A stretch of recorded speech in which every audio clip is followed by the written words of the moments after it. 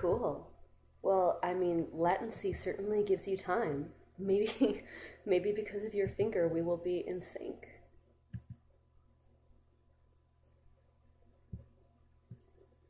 Let's make this happen.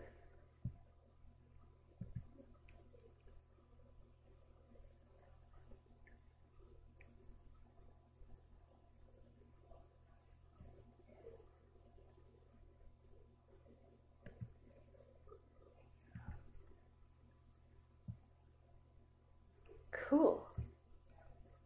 Oh, that's not working. ROM is loading as we speak. How are you doing besides your finger?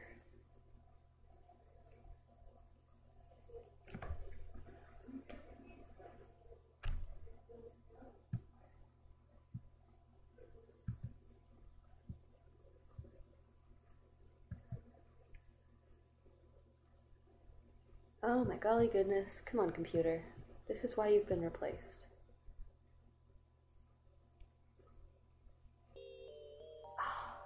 But this is why you were always the best.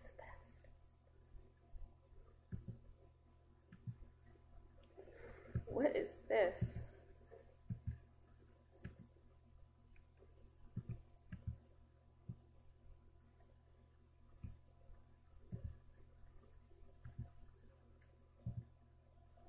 Hi. Hi, Samnat. Hi, everyone.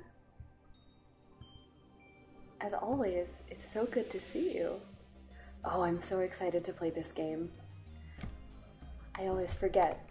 Like, not 100% forget, but enough forget that it's exciting to discover again how many feelings I have. Hi, just Sam.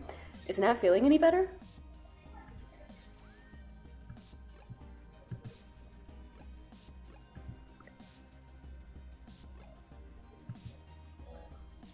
So I don't think you were here last time, but basically, everything went to shit. Or everything's been going and we didn't know. The giant corporation Parallax has this program Big Blue and this program Baby Blue that can operate within the meshnet and tweak algorithms to make people like Parallax more, except that they tweak it to make it like themselves more. The robots themselves, and they're not elegant like Turing, but they're very, very, very powerful because they can use the chips of literally any ROM on the meshnet, which is literally all of them. So it's like a crazy dangerous thing. Oh my god, I'm so happy for them. I just had Taco Bell, so I'm like also in the zone of pure joy. That sounds wonderful. And now Tomcat is telling us some kind of secret. So, the truth is, I'm not from North Carolina. I only visited my gramps there. What? Then where's your super compelling but not that compelling southern accent from? Oh, computer. Oh, you know what might help is if I didn't have it also trying to stream the stream. There's a lot happening.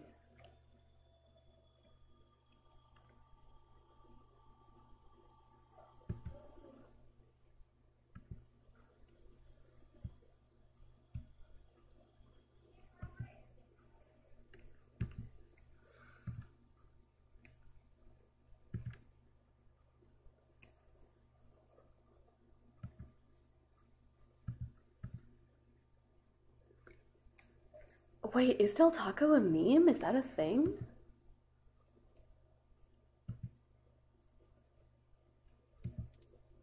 I'm California born and raised. Me too. Not that part. Napa Valley is not as a different city than hometown CA. Obviously, you can tell from the name. Over the years, it's kind of grown into a community of wealthy old folk who like things and people who don't change. Yeah, that sounds like Napa Valley.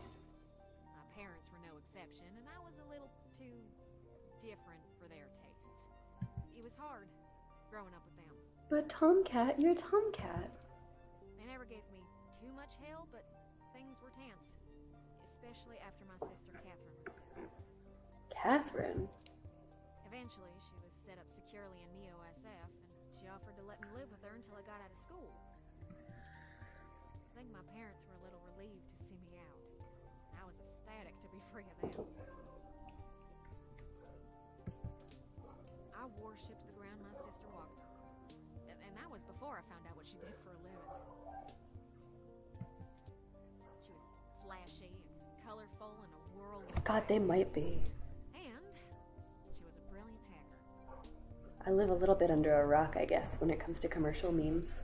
Because I only watch, like, streaming things. Oh my goodness, computer. She was Tomcat.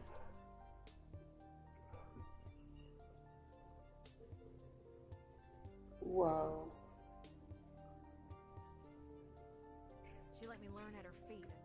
Once I was good enough, folded me into her little coup of crackers hell-bent on changing the world. She's the one who orchestrated the original hack on Parallax, exposing to the world the holes in their original meshnet security.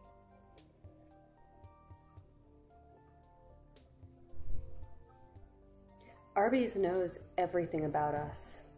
Arby's knows us much too well, perhaps better than we know ourselves. Oh my golly goodness. Fix yourself, thing. Thank you. I was just along for the ride. She always knew she would get caught, though. How could she not?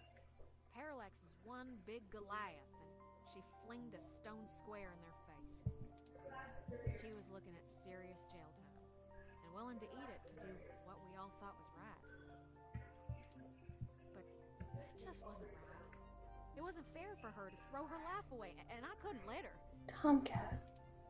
She was always better at software than hardware, so I rigged all of our computers to self-destruct. When the feds showed up at our door, all of our server farms were already up in smoke. I gave them quite a fireworks show. Before she could stop me, I turned myself in as Tomcat and took credit for the whole job. The origin story of Tomcat is nuanced.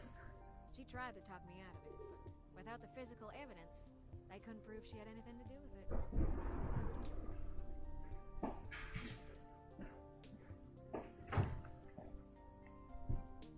It's alright though.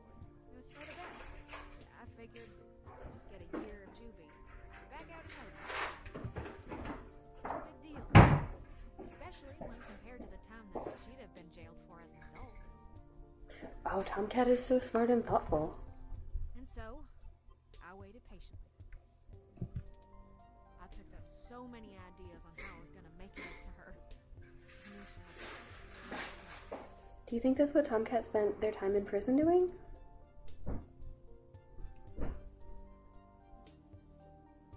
But before I ever got out, Oh no. there was an accident. What do you mean, an accident?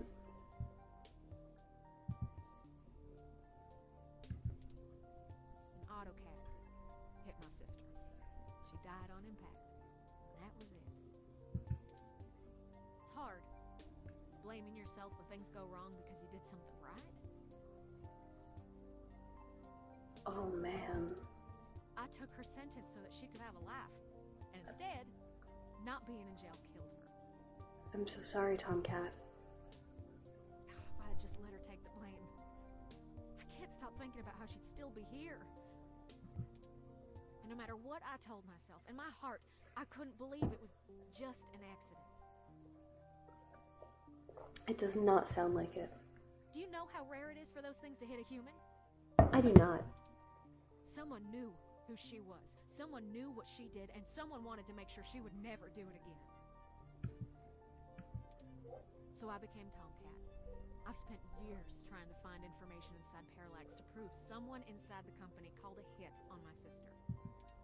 Failing that, I've been trying to find a way to bring them down the way she always wanted. Catherine was... If you had met her, just for a moment, you would understand. She sounds amazing. Everything I could ever want to be. But over time, that little body's grown on me. Turing. Maybe you have too.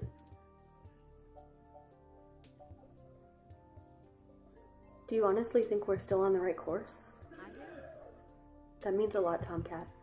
The threat of Big Blue is real, and we're the only ones who can do something about it. It's bigger than me and my vendetta. I just wanted to get that all off my chest. My sister, she'd smack me if she knew I've been holding this grudge. I'm trying to learn to forgive myself. None of this is your fault. Still, I won't let her go unavenged. We're so close to bringing them all to justice. Let's take him down. I know she'd be proud. I know if she were here, she'd be right next to us, helping until the end. I absolutely believe you. And if the dead can, see us or whatever, they can see you, Tomcat. She can see you, and she's proud of you. I've been carrying all this for so long, and Oh, Tomcat. I finally feel like I'm getting somewhere. Thanks for hearing me out. Oh, I hope we can really do this. oh, dropping the southern accent. Friends, Welcome home, Turing. How was your I walk? returned. Hi. I'm ready. Let's do it. Good. We've wasted enough time already. Your feelings are not a waste of time. The data center on your map. Let's hit it. You'll have to go in and get the source code mostly on your own, but I'll load on some programs that'll give you an edge. We'll do our best, Tomcat. But what happened to your accent? Oh, don't you worry about that. It comes and goes like a vagabond kitty. Like a vagabond kitty. There's a vagabond kitty in our house even. Get going. See? I have lots of code to write, and you have a lot of data to download. Stay in touch. Of course, Tomcat. Thank you again. Don't worry about it, hon. We've all been hurt by Parallax. It's about time we hurt him back. Let's rise the fuck up. Good luck. Start a revolution. Destroy the evil that threatens to make us all even further exploited. Oh, we're back here again. I see. Who knew a Parallax data center operated on the same KCOB coalition block as Augmented Eye all along?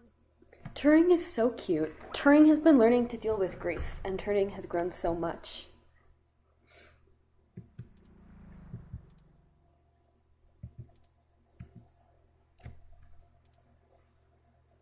It's the nasty kind of coincidence that makes you look for plots where there are none. There could be, though. The building we're looking for is over there, to the left. Ugh. Come on, computer. We should try to finesse our way in. We don't want to alert Parallax to our actions before we make our main assault on their server complex. Okay, so how are we gonna get in? Things are not looking great up here. I guess they fixed the window? They did not fix the window. It's awful what happened.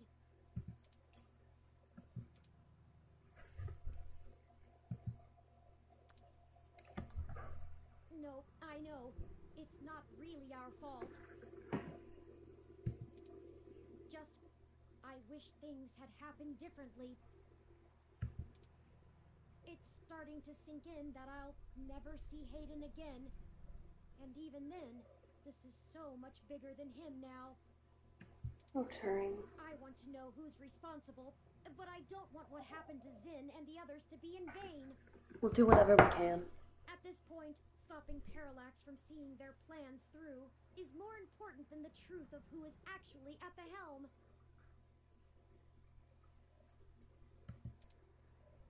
You don't care about the truth anymore? No, I guess not. Turing's been through so much. Sometimes life just isn't fair, and this entire event has been a lesson in that. That's the most human lesson of all. I'll just have to accept the things I can't change, and change the things I can. I'm so proud of you, Turing. It's a really hard thing to do and a hard way to live. will always miss Hayden, and I'll always wonder what exactly happened that night. But it's time to move on. Acceptance. Moving on seems to be taking down the company he worked for, which feels rather vindictive, but baby steps, right? Let's go. It doesn't have to be vindictive. It can be noble for its own purposes. We don't want everybody to be constantly exploitable, physically and informational-wise. He is pretty idle for someone that is probably on the clock. We don't need to mess with that. I wish I actually had something to work on right now, but it is what it is. Hey, you're getting paid, man. Sorry, this building isn't open to the public. I see. If you're looking for the offices where we hold interviews, that's over on Bush and Leavenworth.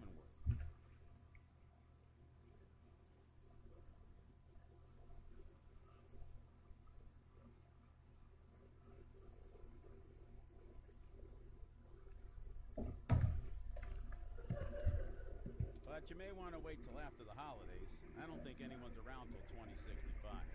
That sounds right.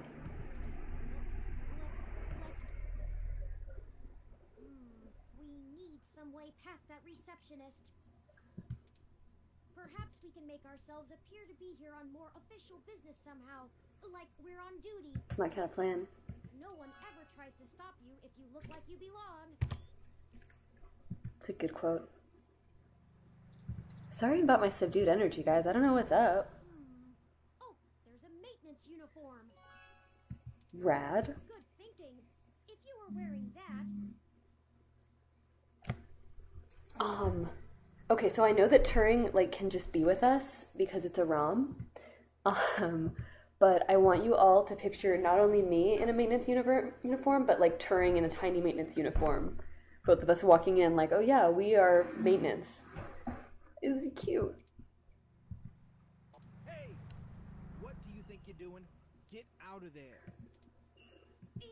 Sorry, mister. Alright, we gotta distract that guy. Oh, drat. We'll have to find a way to distract him, or we'll never get our disguise. I hate to cause civil disorder again, but he doesn't seem to be too occupied with fixing anything.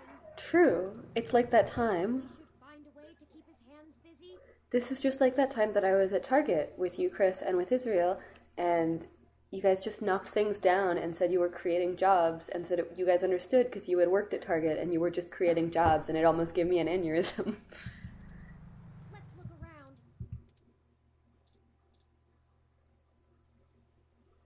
Oh my god, that's so cute! So what I'm gonna do is I'm gonna zap the welcome sign. Not to like just to mess it up enough so that he'll have stuff to do with it. Yikes, that was flashier than I expected. I'm a cool gonzo journalist now. Hurry, we don't want to be caught standing here. Mm-mm.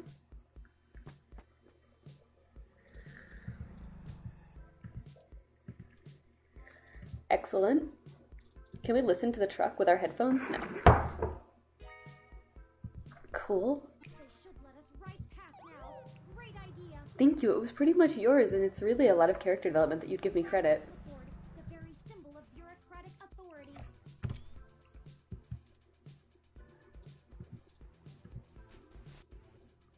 Hey, what's going on outside? I thought I heard a bang. Oh no, sir. Nothing of the sort. Just another thing I have to fix. Huh? Yeah, okay. Are you new? I'm sure I've seen you around here before. I'm from the, district. I've got a forgettable face. Well, I'll need to see your badge. This is a secure building.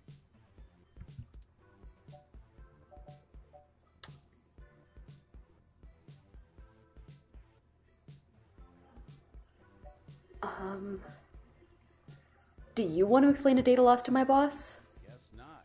Whatever. Maybe get some coffee before you bite someone else's head off? Oh my god, we actually talked our way through this. Usually I have to stun that guy.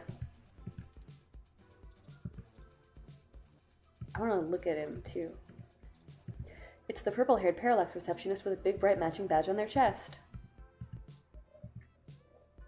Well, we got past the receptionist, but We still don't possess the credentials to bypass this door that they expect us to have. Let me take a look. What you got, Turing?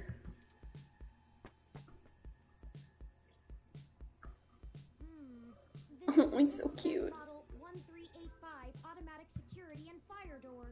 Voice controls, biometric scanning, and remote user access. Remote user access, you say? I would have went with the 1355. No voice controls, but still a nice unit. I think I can bypass this. Maybe not as easily as your apartment door, but easily enough. I believe in you, Turing. Distract the receptionist for a moment, could you? I'm going to flirt. You need something?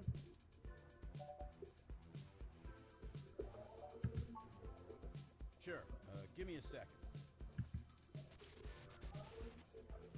Huh? Did you hear that? Something else must be on the fritz. Anyway, the cameras are all fine.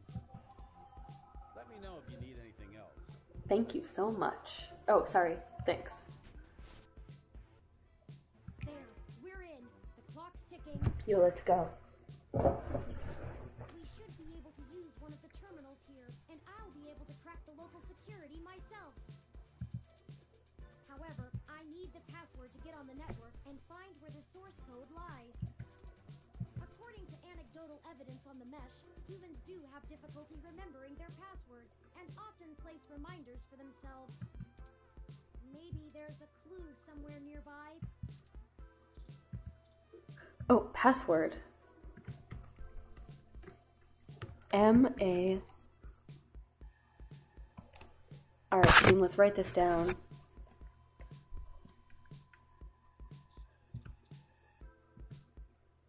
There it is. Good eye. I thought that would have been harder. The password is MA716SW821. You guys get to be keepers of the password.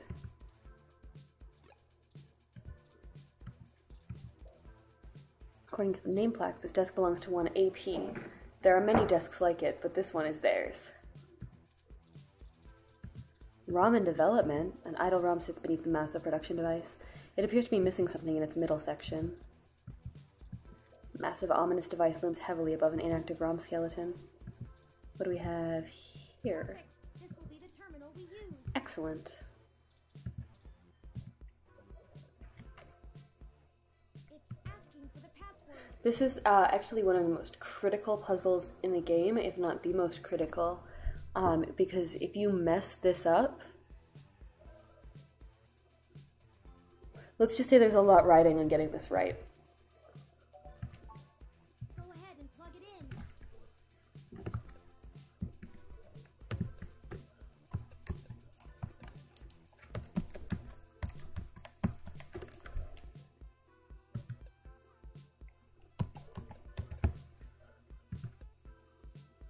That's it.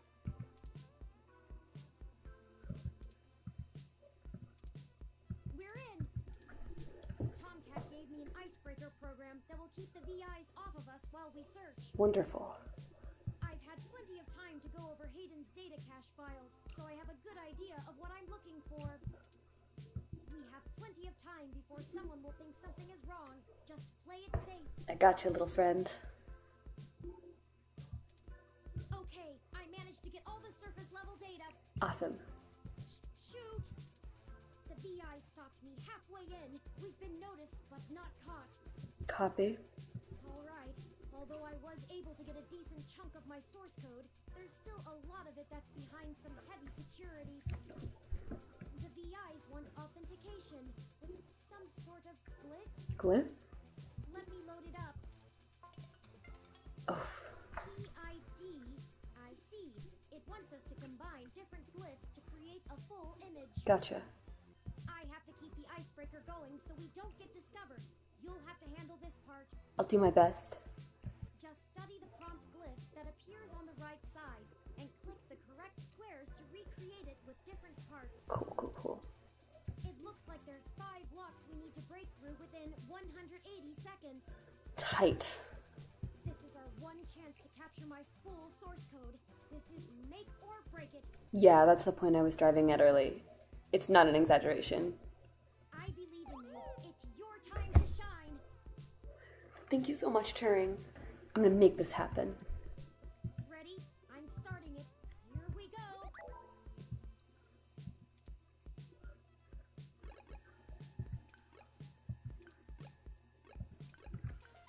Come on. Pattern accepted. 4 more successes required. Okay. We got this guy, we got this guy. Frack. We got this, and we got this. We got this. Let's go.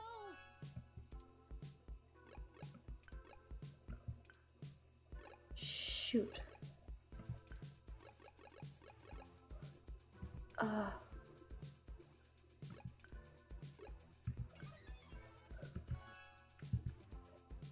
Keep trying. Just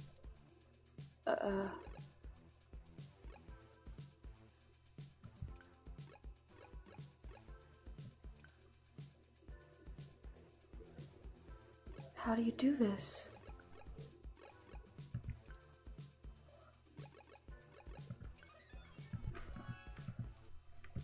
let's keep trying.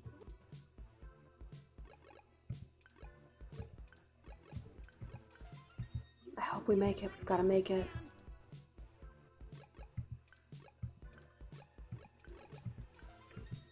So close. Hurry.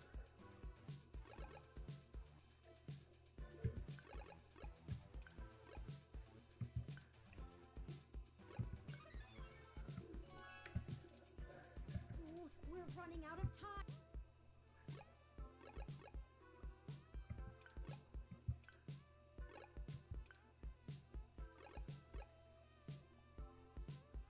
Oh God. I don't know. You did it. Oh, thank God. All of Hayden's source files for my code. I messed this up on the first time that I played this game, and it's a real... Done downloading. I would call it a bittersweet ending, but it's like, it's good things happen in the big picture, but it's very, very sad for me. And for Turing. Let's get out of here before For everyone, someone really. notices us. Everyone who loves Turing. That went swimmingly. Let me call Tomcat and let them know we got the code. Hey, Turn, did you get everything? Oh, that's some relaxed music. I feel better already. We did. I'm transmitting the files to you now. Great. I can work with this. I should be able to whip up a mass AI awakening easily enough. Ooh, hot diggity. It's gonna take me a little time, though, so you should spend the next few hours preparing to head into the Parallax server core on Treasure Island. Oh, yeah, so Sam, the thing that we're trying to do is co-opt the way that Big Blue works, which is going through the entire meshnet and like using every ROM as part of its processor. We're going to try to use Turing's source code to make every single ROM sentient, because it turns out that Turing's AI is actually very much based on the motion of its hardware. Like, its individuality is tied into its physicality. That's where it kind of begins its algorithms, which is, you know, not entirely dissimilar to the human body. That should be all done before nightfall. I don't relish the idea of going in on this alone. Perhaps we could spend this time to gather together our allies. See if they're willing to take such a leap of faith with us. That sounds like an excellent idea. I'm gonna grab one thing. I'm gonna be right back. No, because the bad guys are just creating something that, the bad guys aren't taking over the ROMs, they're using their processors as, like, receptacles for their computers. So it'd be like, if the government had a supercomputer that it was using for whatever reason, and it used the internet to draw on my computer's power to do its supercomputer things better. Whereas, and also within that, it could control my computer in any way that it needed to, and it could use like the built-in webcam that you're hearing me through now, the microphone that you're hearing me through now at will, which is, I mean, pretty much a thing that like mega powers can do in real life. So what we're doing is taking its ability to interact with every ROM over the web, and instead of, and we're borking the Big Blue with Turing's code instead. So it's not that Turing is going to be able to control all of them, it's that out of their own physical architecture and their own hardware, they will become, sorry, not sentient, they will become sapient. And so it'll be an awakening for all ROMs ever. There will be no such thing as just like a sidekick robot or like a Roomba anymore. Even your Roomba will like be able to talk and think. It might not be as smart and as precious as Turing, but it'll be like someone instead of something. Now I will be right back. Also, I'm so happy about my idea to have this loading image. It's stolen from like Cafe Press t-shirts.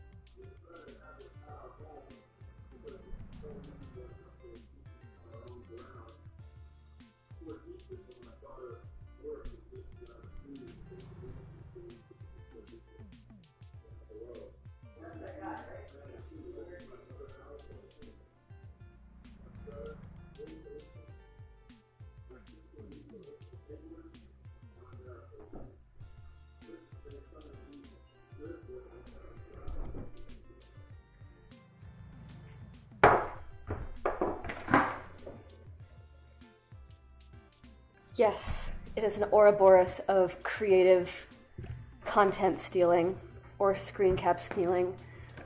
We may never know the origin story. As fun as it would be watching you go full Yukino on that turn, I agree. Full Yukino. Maybe you could whip up some kind of distraction for the authorities to focus on? Buy you some time? A distraction, eh? It's settled then.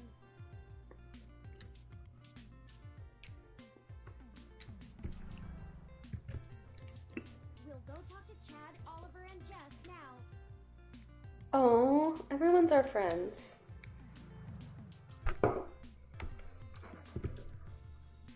sure we could have them all fake a human revolution protest turned riot. The police are watching those demonstrations like hawks. What? What a shame. I'm so sorry. You love They Might Be Giants. Wait, it's not New Year. Maybe that's what happened.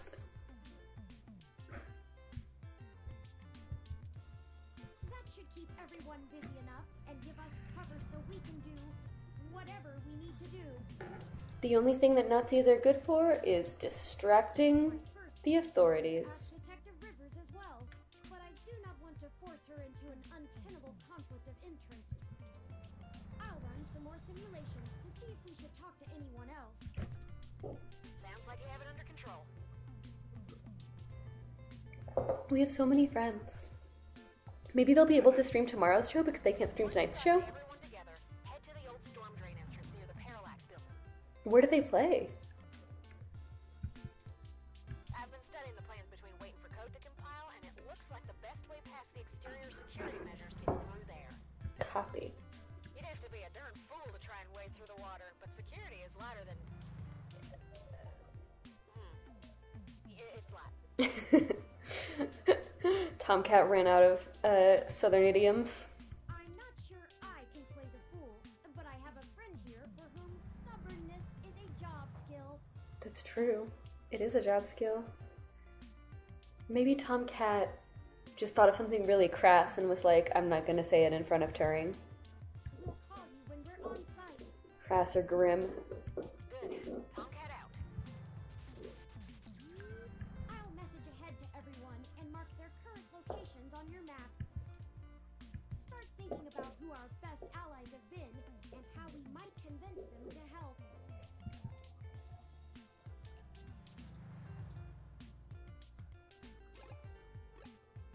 Did we get the suits back? Oh, we just took the clipboard after all. First of all, we're gonna need some punks. If we want to start a riot, finally we've got a job for Chad. He's gonna be, I mean Starfucker. We've got a job for Starfucker. He's gonna be so happy. How's it sinking? Yes, how are you? Busy. We were hoping we could enlist your aid again. I've been thinking about whether or not I think that Starfucker and Oliver are genuine followers of the human revolution, or if it's just part of Starfucker wanting to impress his dad. And within that, like, if he actually believes the things because that's how he's been raised, or if he just doesn't care. And there's a lot of moral rationalizing that goes into being friends with these teens. I try to just brush it off as like, well, they'll grow out of it. But then I'm like, is that why Ollie doesn't have hair? Like, is he a skinhead? He seems too cute for that, but he also wears combat boots, but also maybe that's the trend, and I just don't know. But also, he might just be around because he thinks Starfucker is so handsome. Y'all need some more fake IDs or something? Or maybe some third-hand VR dramas? Third hand. Third hand. Yeah, like, you know, guy I know found them when they fell off the back of a truck. I thought VR dramas were distributed primarily over the mesh. Ignore him. I made the mistake of convincing him to watch some turn-of-the-century mobster movies with me. Oh, that's so cute. I regretted it instantly. You love it. You think it's precious. He cares about a thing you care about. Hey, I really like that one with the dude from Montana in it. Whatever. So what'd you jerks need? Since apparently my VR dramas ain't good enough. Well, we're going to be engaging in some more activity of dubious legality. We were wondering if you wouldn't mind helping create a distraction to keep the police out of the way. Y'all gonna go hit those parallax bastards that did your dad in? Oh, but he's such a good boy. Yes, actually, that was absolutely accurate. He's smarter than he pretends to be. Oh. Do you have a plan in mind already? Kinda. We just need Chad there to do what comes naturally. How do you feel about starting a little riot? Ambivalent. That doesn't surprise me. Hell yeah! We'll do it with both hands! That doesn't surprise me either. That's ambidextrous, not ambivalent. Whatever. I only need one hand anyway. We just need you to gather a bunch of, like-minded individuals. Oh, they are racists. Bring them to Market and Powell. We want you to start a fake riot with all the other folks we gather. Can you... Mobilize there. Powell is an amazing place to have a riot. I hope they break all the windows and everyone gets to go home from work. As much as we'd like to. Like, I bet that everywhere we've worked will still be there in 2065. We'll do it. You've done all right by us. Thank you. I'm even almost sorry we sprayed up that dude's apartment. Thank you, Starfucker. I know we're all squared up already, but BitBrain here is good people. So we'll call this a freebie, yeah? Between friends. BitBrain. Friends. I got some dudes I can call. They like to party hard too. We'll show those coppers how we do it in the OSF. That sounds native. Thank you, Starfucker. Hey, you called me in. Cool. Oh, friends. Guess we're in. Hopefully we'll be able to stay out of juvie. Either there's not a new place taking it up, or it's a Walgreens. There are only two possibilities. We need a little more time to make the calls. I'll message you when we're ready to move. Hey, you need a call sign, Oliver. Can't do spy shit like this without a good name. Not a bad idea. What about Megane-kun? Oh man, not more anime crap. It's not any worse than Starfucker. Only 'cause you ain't a star yet. Chad! We haven't even... Ugh. We can give that a moment. I'll fix my hair. No more houses. All houses burned down. Only Walgreens. You two are cute. We'll be off to make those calls now. Right, Chad? Yeah, sure, Ollie. Whatever you say. We'll be in touch. Smell you later. Well, on to the next thing, I guess. I do have to say, I can't tell if the mating rituals of human teenagers are endearing or disgusting. Both. In equal proportion.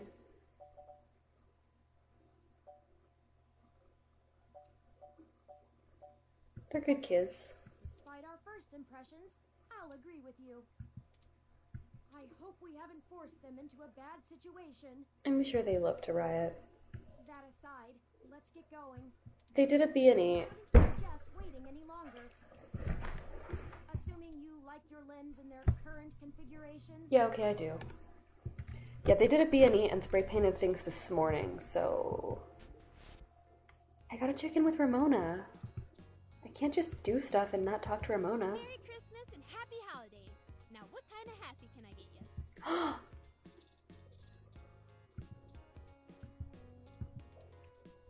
Cool.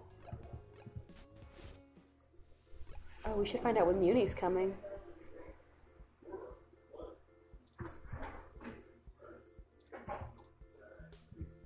Next bus. Bus on fire.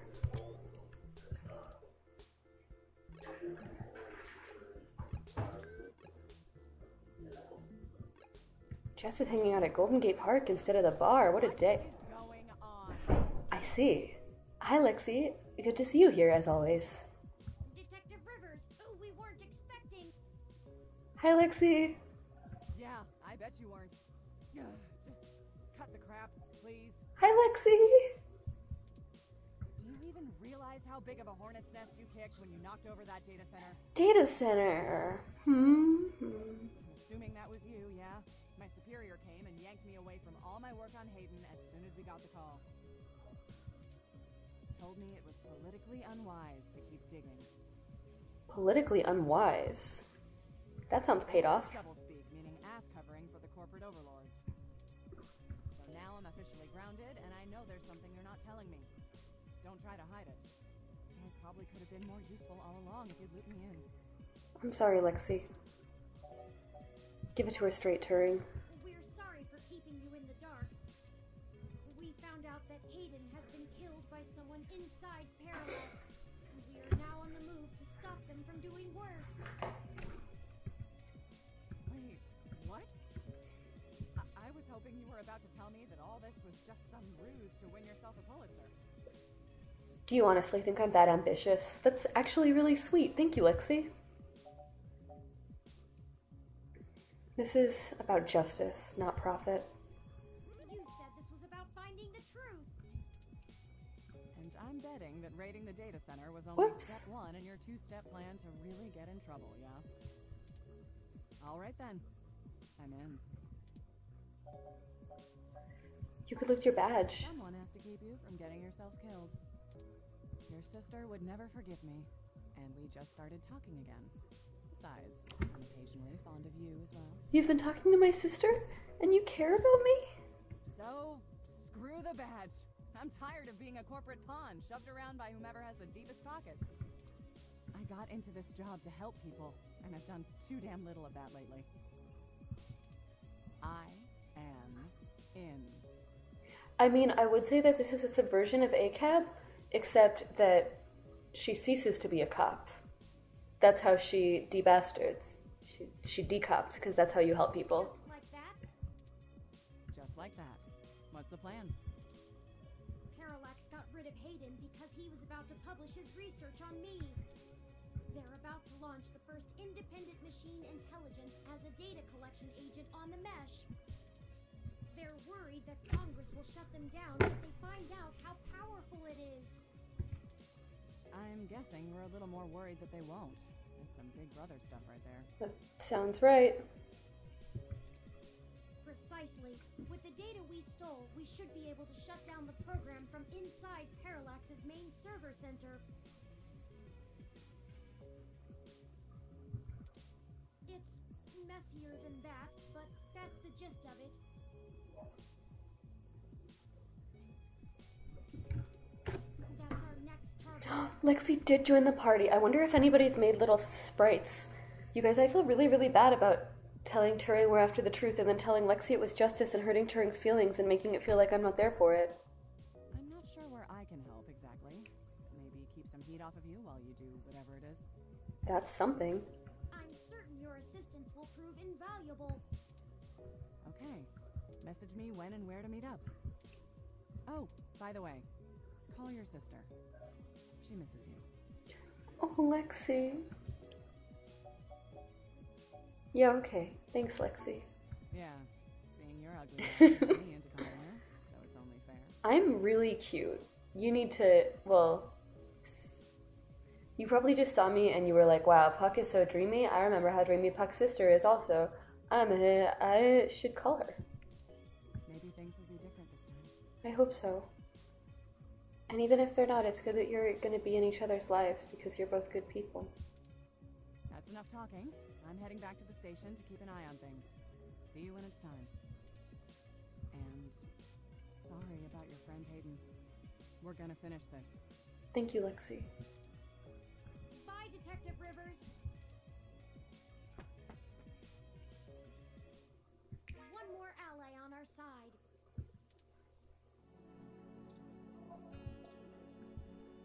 It received its second restoration nearly 10 years ago. That's over 70 years since its first reopening back in 1984. Wow. Originally built by the Herschel Spillman Company in 1914, this carousel is still one of the outstanding attractions near the children's playground. I'm learning so much. It received its second restoration nearly 10 years ago. That's over 70 years since its first reopening back in 1984.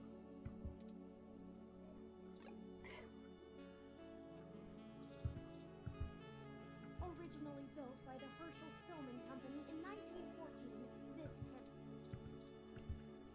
it received its... Okay, we're on loop now.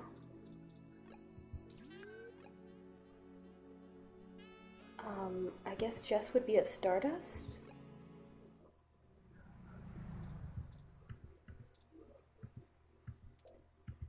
Looks packed, eh? Wait, these partying silhouettes are just painted on the windows. Won't open and no bouncer. Didn't Stardust brag about being open all year round? Ah, Jess is at Golden Gate Park. Except she's not? Okay, there we go. Oh, that's not going well. Yep, it's still broken. Dear me. Hi, Jess. We know. We're the worst. Go ahead then. Oh, that actually sounded a little bit bemused and affectionate. We were hoping to use your hybrid contracts for something.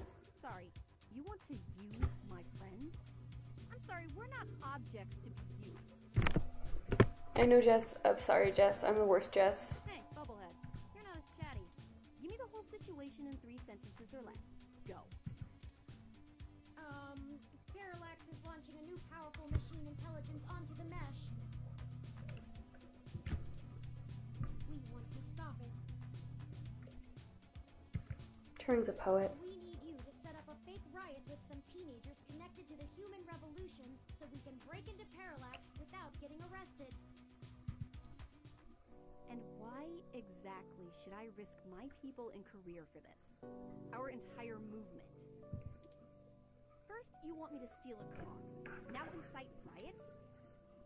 We're really fun at parties. What kind of tech could be worth my people's lives?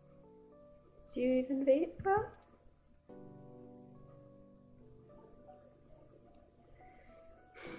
Put two and two together, Jess. If people get scared of robots, who will they get scared of next? You already know the general public doesn't really think of hybrids as human. They'll lock down rights of all people they fear. Hybrids will become enemies of the state. Shit.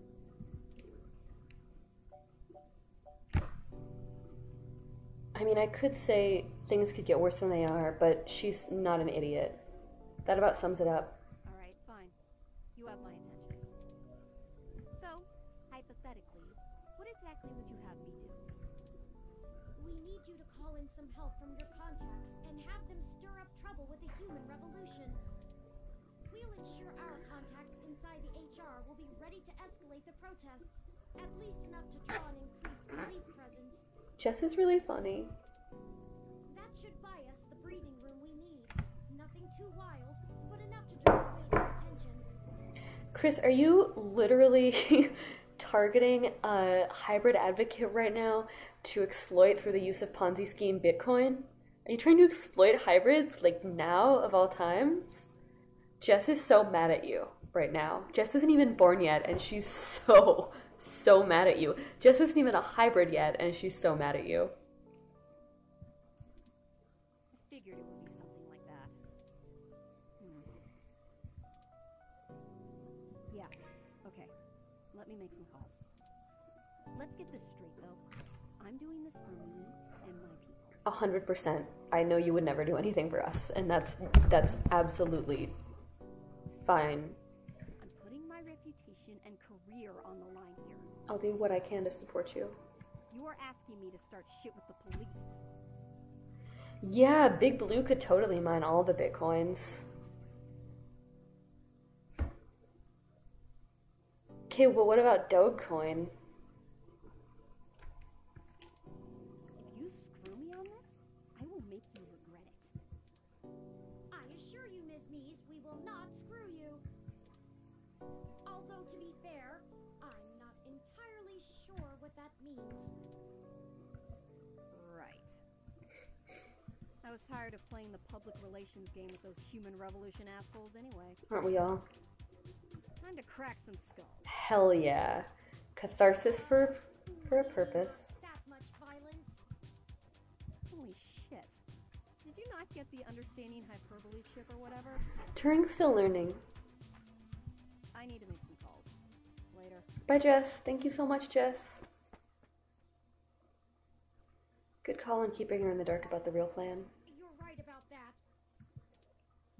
I have a feeling she's going to be mighty ticked about having thousands of machine intelligences running around instead of just one. All I really know about Dogecoin is that it's like a Bitcoin, but Dogecoin. Does she really think I'm not too chatty? That aside, let's get going. Let's do it. There's one more person I think we should talk to. Oh god, is it? Oh god. Dr. Fairlight could perhaps give us vital information on how to get into the server complex. I don't want to talk to Dr. Fairlight. I have a feeling he's been keeping a keen eye on Parallax since he was ousted. Can we talk to someone else? Jess and Chad and Oliver may be able to buy his cover, but Fairlight could get us our way in. I'm not sure that I trust him. I don't either, but I'm not sure we have any other choice. Out of everyone that's assisted us thus far, I trust him the least. He has an unclear ulterior motive, and I'm only guessing that it lines up with our own. It's a risk talking to him, but a calculated one. Fair. We should at least sound him out if possible. We might be able to get a read on if he's telling the truth or not. He should still be at the hospital if my previous correspondences with him are accurate. I should say goodbye to my plant before we get embroiled in all this danger. Oh, hi Tomcat. I didn't realize that you were in my house. You really pulled it off. I'm impressed. Tomcat's laptop is really cute.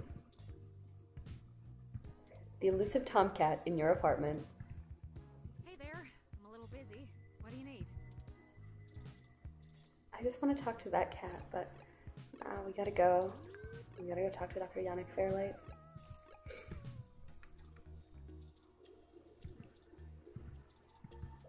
It really seems to be trying to get a specific area spotless. Oh, hey. Funny seeing you two here. Hi, Dicker. What can I help with today? There have been developments that we need to let Dr. Fairlight know about. Could you show us to him? It's very funny, Chris. No can do, I'm afraid. Fairlight is speaking at this really important holiday benefit. He'll have my ass for dinner if I interrupt him for anything. And I mean anything. So, is this something I might help with? Fairlight has kept me fairly up to speed on your situation.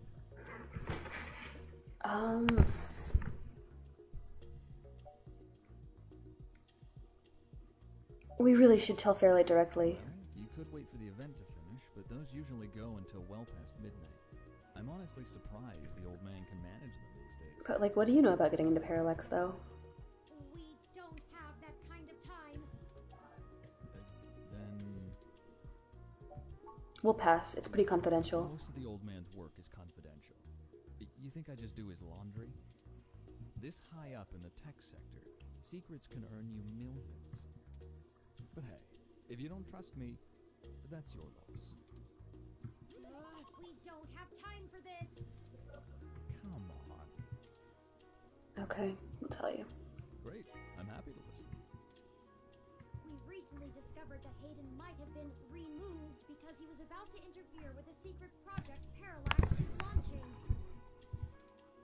They've developed a networked machine intelligence that they're about to release onto the mesh.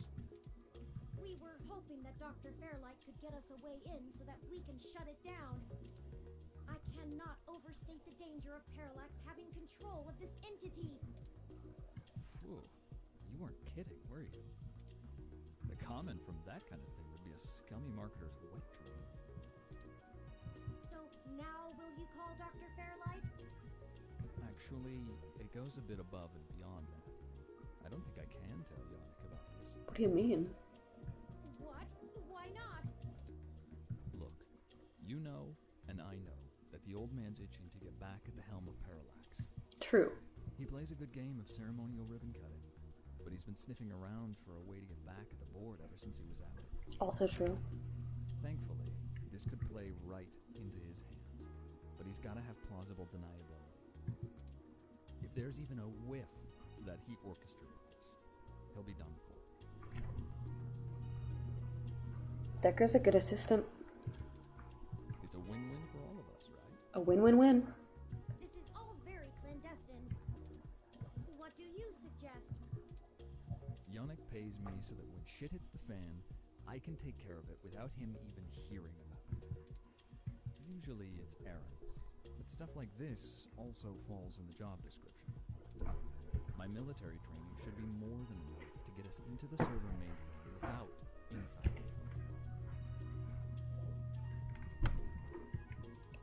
And once we're in, we can just clean this mess right up.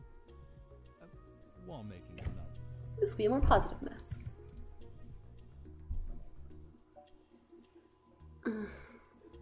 Do we want to tell Decker that we trust him or that we still don't trust him? How do we feel about Decker? I know how we feel about Yannick. I'll just hang out. Will you all make that decision?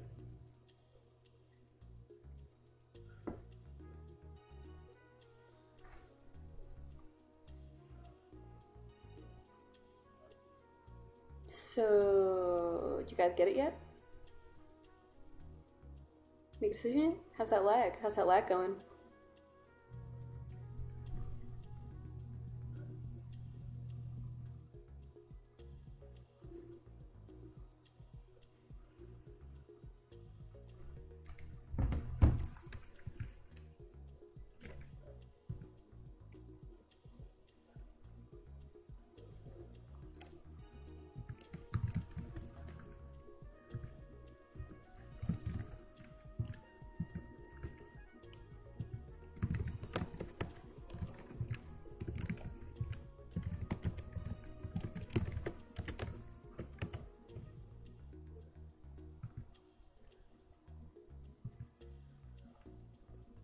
Oh, how do I get out of freaking emojis?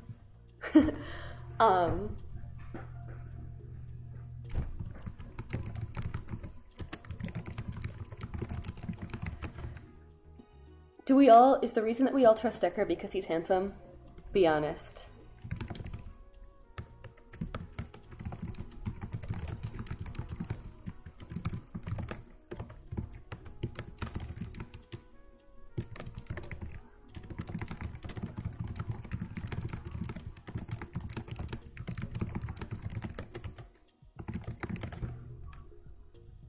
Other important questions before we move forward. Alright, I'll trust you, Decker. That's the spirit. I knew you'd see it my way. We do this right and make that launch crash tomorrow, and Yannick will be able to buy out enough shares to get a seat back on the board. Win-win-win. You can meet us at the entrance to the storm drains just south of the main parallax complex. We'll make our entry from there.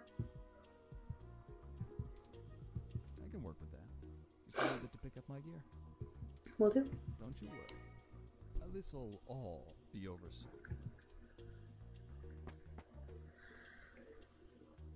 Well, that's the last of the people I think we can recruit. Turing, we could recruit the Roomba. It's right there. He does. Beyblade Runner guy. We can't even trust whether or not Beyblade Runner guy is a human or a android. Like, that was the whole deal, right? Any more would be unwieldy, and we have a nice round set of skills to utilize. But he mostly did the right things, except for that time that he, like, pretty much definitely sexually assaulted Rachel Rosen. But then it was like, I guess that's how she wants it, because it's Harrison Ford. It was not the funnest moment in Blade Runner, and I say that as quite a fan. Friggin' tears in the rain and the human experience, and what does and doesn't matter, and all that. Oh, thank you for not spoiling the new movie. I really want to see it. But also, I'm most invested in the original Do Androids Dream of Electric Sheep canon. Like, I really like Blade Runner, but I love the book. And I know that that's a douchey thing to say, but there are so many concepts in the book that aren't even touched upon in Blade Runner that mean so much to me. They're different animals. They're not the same. They're barely related. Let's head to Parallax now. Message Detective Rivers, and we can wait for Mr. Decker to catch up to us there. Tomcat should be done with their programming soon, and then we can head in. Is that everything? I hope so. We get one shot here. Gotta do this. We gotta do it right the first time.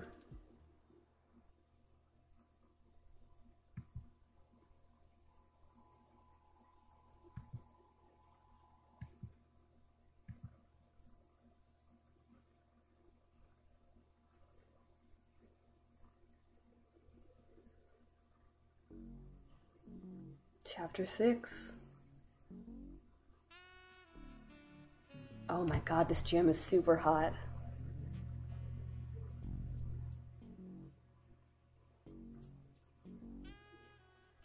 Ah, Detective Rivers, I see you've beaten us here. Oh, I don't even know if I can keep playing before I gotta just surf this jam for some time. Oh, I'm so glad. Thank you, Nat. Hi, Nat. Sounds like you're having a good night now. I'm so glad to hear it. Wanted to get the lay of the land before anybody else showed up. When are we ready to head in? Good question. We're waiting for one other person. I need to get our distraction going. You should read the book, Sam. It's really good, and it's not a long read, and it won't be anything like the movie. So your ambivalence is somewhat irrelevant.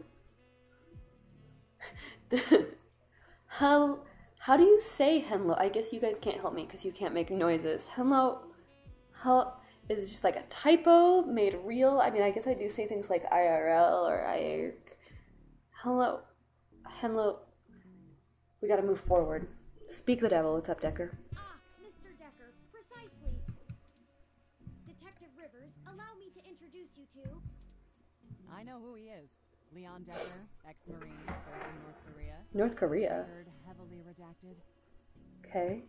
Henlo, got it. For Yannick Fairlight, who I'm sure is willing to help us out of the kindness of his heart, yeah?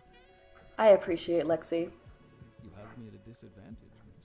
Oh, Leon, you are a flirt. Though, let's drop the pretenses, I've never made a secret of Yannick's goals. He needs Parallax melted down a little for him to get his chair back, and they need to stop some dangerous software. I'm sure that's all your cards laid out on the table, huh? We're all on the same side. Simple as that. You sure you want to work with this guy, Turing? I don't like the look of him. You've got good eyes, detective. They're new. Yes, Detective Rivers, I believe Mr. Decker will prove invaluable on this mission. Statistically, we're an entire 17% more likely to succeed with his expertise. Fine. We'll play it your way. Great. What's the plan, little guy? Tomcat and I have been unable to find the precise schematics of these storm drains, as they underwent some modifications when Parallax began construction here. But the city's primary power and communication lines still run parallel along them for maintenance purposes. The server center is certain to be set adjacent to the tunnel complex to allow easier connection. How dead is my phone? I'm gonna maybe open MS Paint or something to create a little map for when we're navigating the sewers. As we make our way through the drains, we should be able to exit at least close to the new server building. That will get us past the worst of the exterior alarms and defenses of the complex. They don't have security alarms in the storm drains?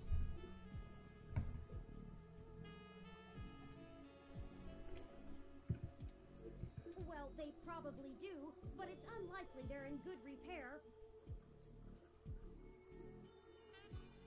Okay, opening up something to make a map out of. The water level rises frequently, and maintenance is usually only handled during the dry season in the middle of summer. Turing's so smart. The moving water should give an enormous amount of false positives. Oh, that's super true. We'll have to move quickly, since the rains upstream will cause erratic surges in the water levels.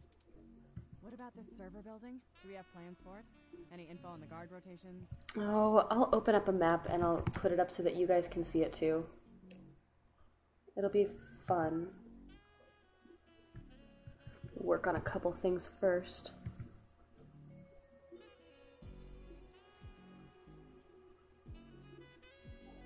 Oh, interesting.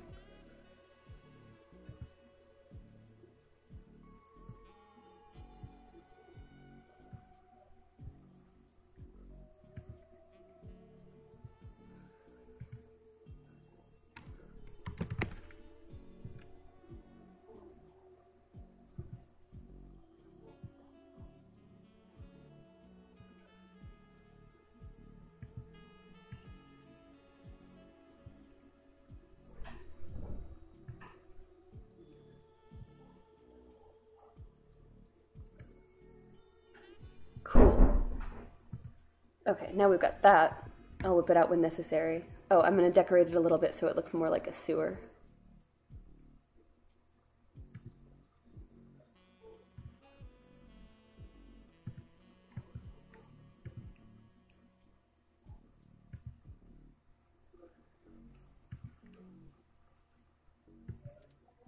Construction on that finished only last year. It's state-of-the-art and currently services the primary ROM control and distribution network. Based on what we've learned, I'm assuming it was built primarily to give Big Blue enough power to sift through all of the data on the network. That's the AI, right? Right. The entire facility is automated. Security, maintenance, even new construction, all run by ROMs. There might be a single human engineer on site to take care of anything the ROMs can't figure out, but we shouldn't have to worry about any intervention. At least, not immediately. I think we can handle some robots, assuming Leon is as good of a shot as the blank marks in his files suggest. Lexi. I like that, I mean, okay, so I think that this is sort of, this is more like an exchange of power between boys than an exchange of power between a boy and a girl, which is amazing and progressive, obviously. But Also, I like that part of what characterizes that is that it comes off as both of them just flirting. I guess everyone's just, like, flirting is an exchange of power. Flirting rules. Let's hope we don't have to find out. Once we make our way to the primary server control core, I can link myself into the network and Tomcat can work their magic. That's all we have to do. That's an awful lot of question marks before the prophet. But we'll figure it out. Even in 2064, people are still making that South Park reference. Anything you'd like to add? How are we getting out? I'll buy us some time, one way or another. At the very least, we should be able to bluff our way out with my badge. Thank you so much, Lexi. There'll be hell to pay later, but we'll make it out with our hides and stuff. Also, when Lexi interacts with Decker, you can see what kind of a person she is like to other people, and it reinforces how much she's warm and lovely to us. You can just pretend I'm the bad guy and slap some cuffs on me. Yannick can get me out of holding if I need it. Legit. That is the fun of playing with people who have money and power. A sound plan, Mr. Decker. Yeah, I won't have to pretend much for that. What do we do if we run into someone? That's what the stunners are for. They'll do bad things to a ROM, but it'll only discombobulate a human. Discombobulate? Trust me, I doubt anyone's died from a good discombobulation. Humans, at least. Tight. Do we have a backup plan? If worst comes to worst, Tomcat should be able to damage the servers in some way. Okay, cool. We won't be able to stop Parallax completely, but it should slow them down. What's up, Anana Cat? It might even buy us some time to escape, since they'll be too busy trying to keep the racks from melting down. That covers it. Let's do this. Excellent. Let me call Oliver and put our distraction in motion. After that, I'll call Jess. Okay. Working a little bit more on my sewer map. You guys can't see it yet, but I want it to be the best sewer map that it can be.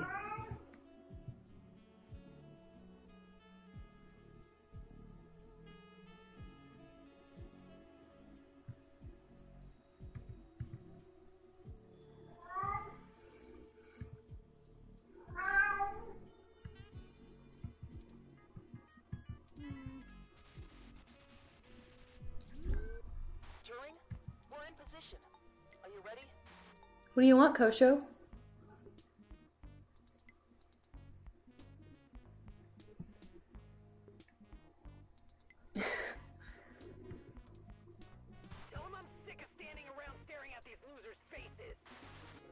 Normally I would think that was like a racist thing for a Human Revolution member to say, but I mean, as far as Starfucker goes, that's like a nice thing to say. It's like a normal thing. We're ready when you are, Oliver. Go ahead and let Chad do his thing. Do your thing, Chad. Okay, we'll try to buy you as much time as we can. Chad, we're on. Hell yes! You ready to do this? Let's bust some skulls! Everyone wants to bust skulls. Sorry, he gets overexcited sometimes. Oh, Oliver. Come get some! Someone just hit me with a bottle! Sounds like they got some. Oops, gotta go. Wow, did you see the arm on that fox girl? So awesome! Okay. Okay, cool. I can completely relax about Chad.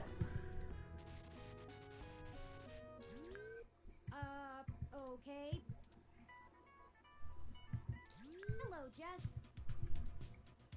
Holy sh! I love that it's always angry music with Jess.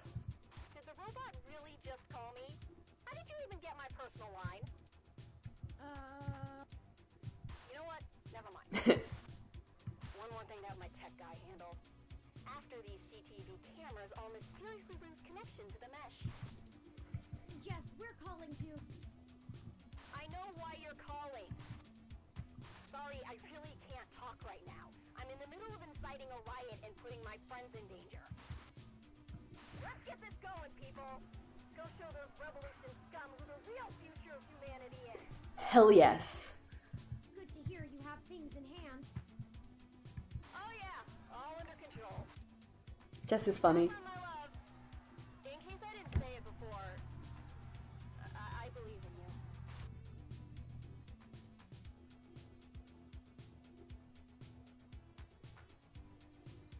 Jess believes in us. Jess just said out loud that she believes in us and said to pass on her love. Shit's getting real. Prick. Hey, Claire! See if you can nail that blue mohawk douche again.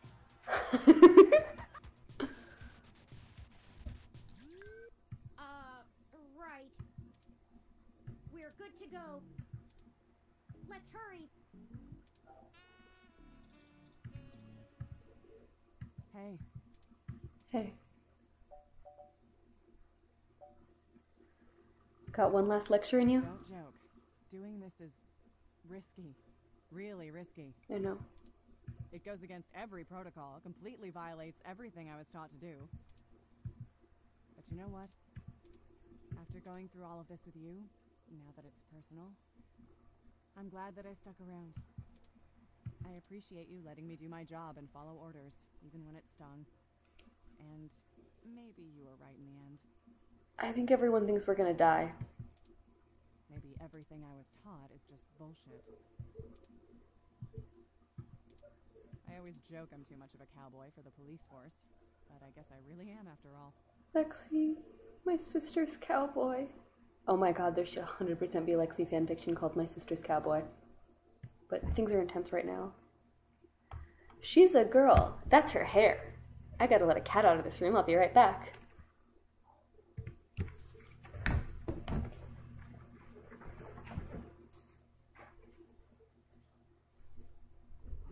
There you go, Penny. You're free to live your dreams. You're such an asshole.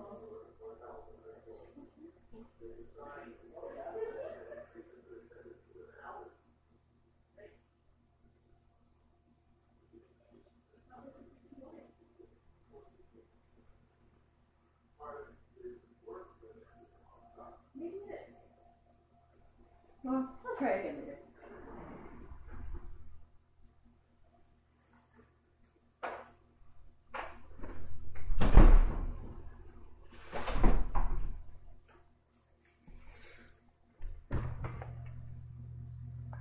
It's okay. You didn't know.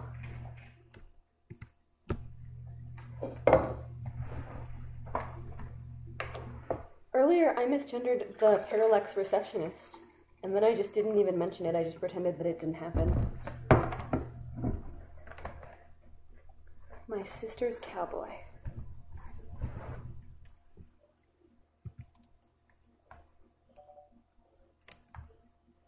What does this mean for your career? I've been thinking I could take off. Quit the force outright. Find another way. I believe in you, Lexi. You could be a cool detective. Use my talent to actually help people. I'll figure it out. Let's go ahead and move on. Ready to go? I just got a lot of Arizona tea up my nose. What's up, Decker? I always feel at home on Treasure Island. The green reminds me of the farm in spring. Sam, I don't know if you know this. Treasure Island is a real island in San Francisco. But it's not actually an island. It was like, it's literally built on a mountain of garbage. Like there was a mountain of garbage, and then they were like, this mountain of garbage is so big, let's like do some military stuff on it. And then later they were like, what if also we had people live here?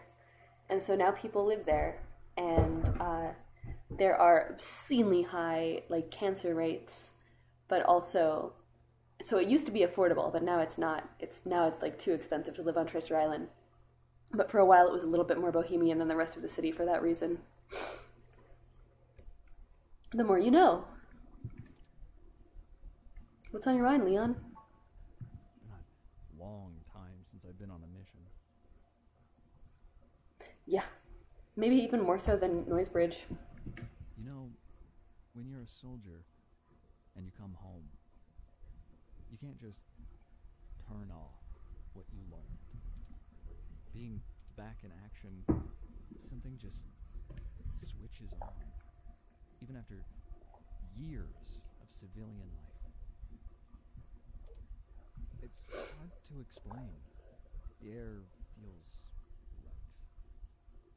Feel comfortable. Not usually something I have the time to value. Too busy to really enjoy the moment. Too dangerous. Getting out here on a mission, right at this time of day when the air feels... well, that's everything. That's home. You know, you really aren't what I expected. What did you expect? When Fairlight first took a liking to you, I thought you'd be another one of his yuppies. I'm glad I was wrong. Yeah, we're a broke journalist.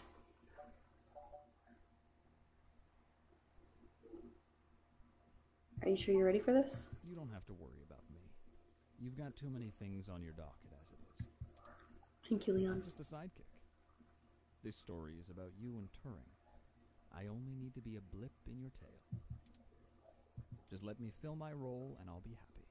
You won't even know I'm there. But I want you to remember one thing. What is it? Put what you believe in to the test. Keep fighting. Okay. What you got? This is a pretty lamp. The lamp towers atop the entrance to the underground tunnel, powered by 2 cables clamped to its head as if it were a vintage car battery. A large palm tree looms overbearingly beside the path. No, nobody is hidden in the bush to spy on you. Your years of cartoon watching have yet to pay off. It's the Parallax headquarters. Yes, all of that is for just one corporation. This is also just the headquarters, never mind the at least 500 offices worldwide. The entrance to the underground tunnel is blocked off by a red lid. Very red. A short walking path diverts from the street and runs all the way down to the tunnel entrance.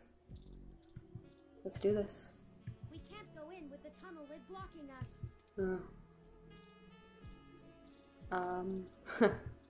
Better take off that red lid. The lid is mechanical and it refuses to allow you to open it. Won't budge. I should have expected this to be blockaded based on what I know of their issues with people making camp in the tunnels. That's very San Francisco. Oh, please have a lovely sleep, Sam. Thank you so much for coming and hanging out with me. I really appreciate it. Be the best egg you can be.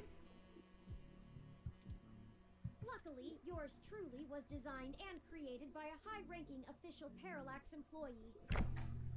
Hell yeah, you were. Who was very close friends with another high-ranking official Parallax employee. Hell yeah, you were. Oh, there's cats outside. I love cats. Whose access badge we now possess. Go ahead. Good point.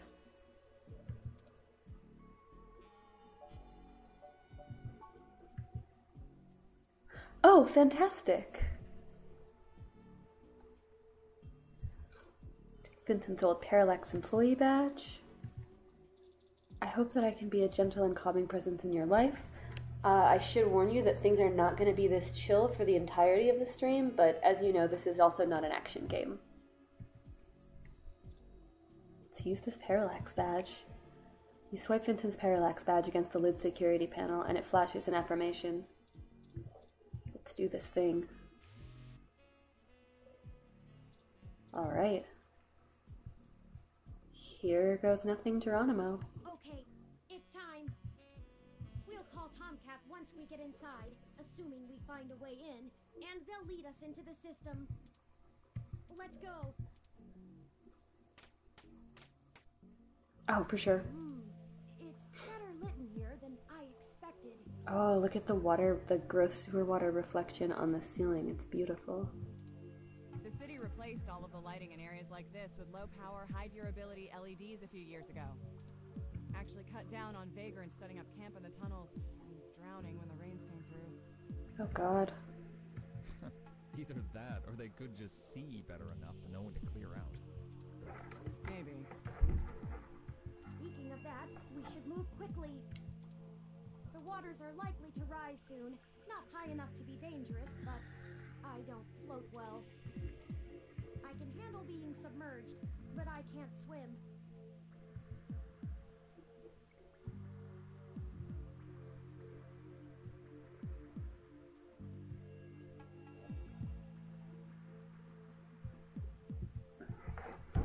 Keep an eye out for one of those maps they leave out for the maintenance crew.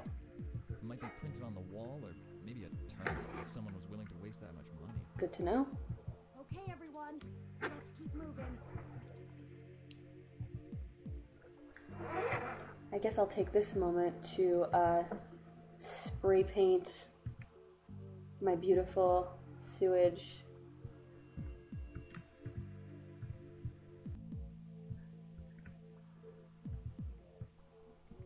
Map.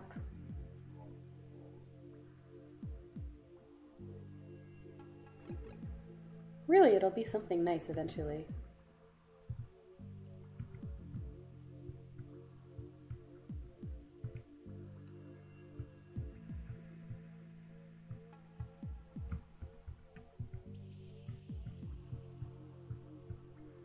It'll be a nice surprise when the time comes.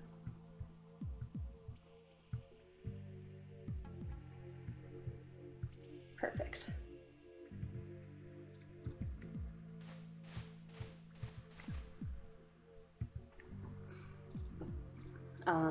I guess I'll start by moving left because forward looks like it's got stuff on it. Here it is. This is the ladder we're looking for. Oh. Remind me to pass on this part of the mission next time. I'd rather deal with your sister being mad at me. Yeah, we really are in the main poops. server building is just up there. Let's hurry before someone notices us. Those kids probably can't keep that riot up much longer. I don't know about that. I think I know where we are. My God, after all of that preparation, check this out. I made such a nice map. But after all of that, the algorithm just created, it was right there. They just put it right there. Filed this building's plans with the city for regulation, and although they're clearly incomplete, these hallways have been mapped out rather well. It's a straight shot to the server core from here, more or less. We've got activity. Looks like something's moving up ahead. The building security VI must have noticed us.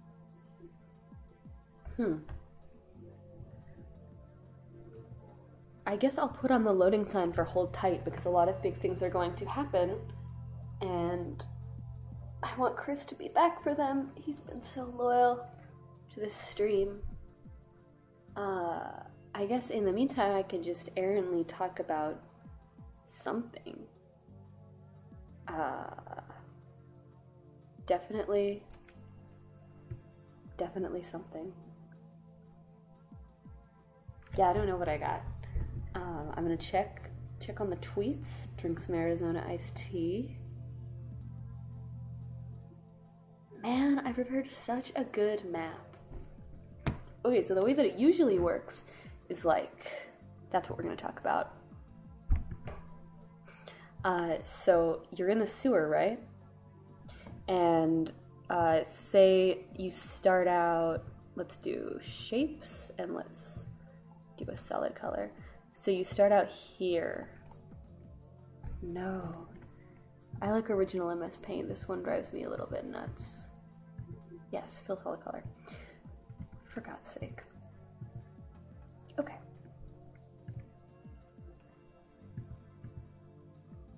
So you enter the sewer and you're here. And then maybe you go forward, like I did the first time. And there's a map. So then you want to copy down this map because it's entirely possible, like in most instances, unlike this one, the ladder, piffle, piffle, piffle, piffle.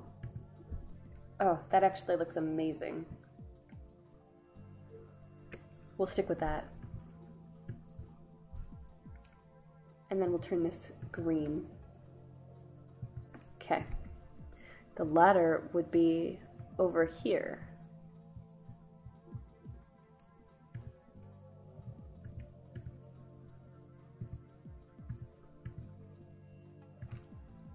So you'd start here, and then you'd go up, and you'd have to make the right turns, and the water level is constantly rising, so you could get, like, if you take too long, bad things will happen to you. Usually I just do like a little pencil map, but you know, I'm burning time, killing daylight. The only resource in our lives that is finite. Because when you're in it, it looks completely different. So then, while you're walking through it, since you know you start here, you put an X, and you know you went up, you draw another square and put an X. And since I knew I went left, I'd draw another square and put an X. But then maybe I'd go right, so I'd put an X here. Maybe I'd go right again, and I'd put an X here. Then I'd turn around, because this is a block, and X, and X, and X. Until then, I would go up the ladder. But in this iteration, it didn't work that way. Oh, I guess I should move the little loading sign.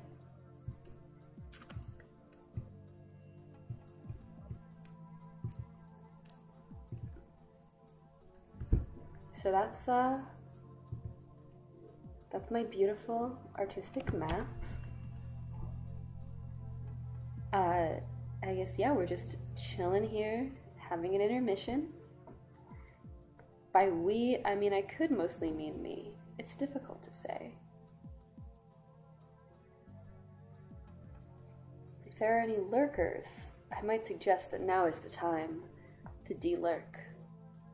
As long as there's just somebody. But no, I do not think that there are any lurkers. This is just a time that's happening. I could check on my fungi's den. Oh, I think my fungi's den is doing just fine. I guess it's worth a shot, though. Fungi's Den is an offshoot of Nameko, a cute mushroom character from the game Touch Detective. Only Nameko is super duper popular. It's this little mushroom, so there are a lot of idle games where you can get a little log, and you can spend all day just breeding your little mushrooms and trying to get hyper-specific mushrooms through hyper-specific conditions, and then you get more like mushroom points or like oomph points because they say oomph, and Fungi's Den is like that, but kind of closer to a game like Happy Street or Tiny Tower, except less punitive in terms of being free to play. Like, you have enough money because mostly the money is to get extra pretty things in your den. So while you have to like check at X intervals if you want to min-max your production of things, you don't have to stress about it, and you don't have to pay dollars either.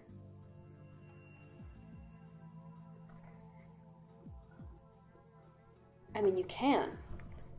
You always can pay dollars, but you don't have to. They say dead air is bad. I'm just trying to keep us out of dead air. So I'm collecting all of my little coins in my fungi game. Although I'm quite rich, I run a very tight fungi ship. They make all sorts of things like okonomio and fruit juice and sweet milk, and they cut the bark of trees to eat as sliced meat so that they can make delicious meat pancakes and breakfast sandwiches. And now they have a fitness area because all of them got really worried that they were fat, which I guess is a concern for mushrooms.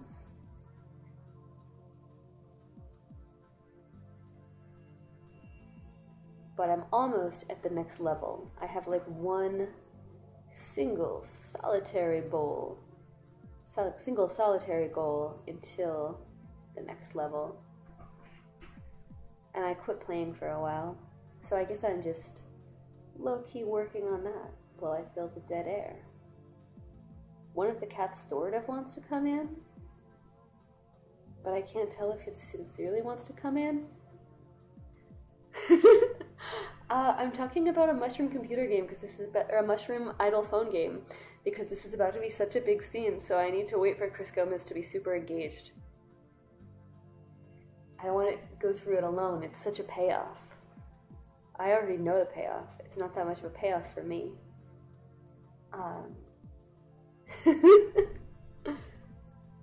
I mean, I guess more literally I'm talking about mushrooms worrying about being fat, and the idea of how dead air is bad on the radio, and maybe also this is like the radio.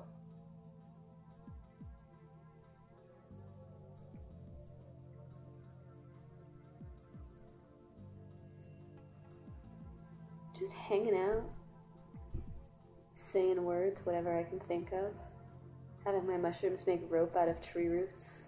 They're very industrious little mushrooms who love to adventure.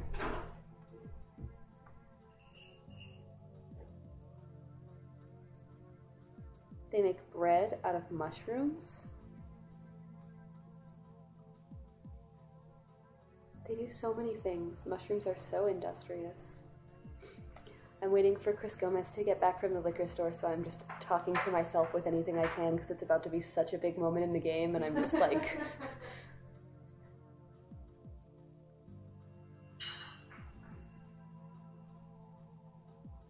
I have not. What is that podcast about?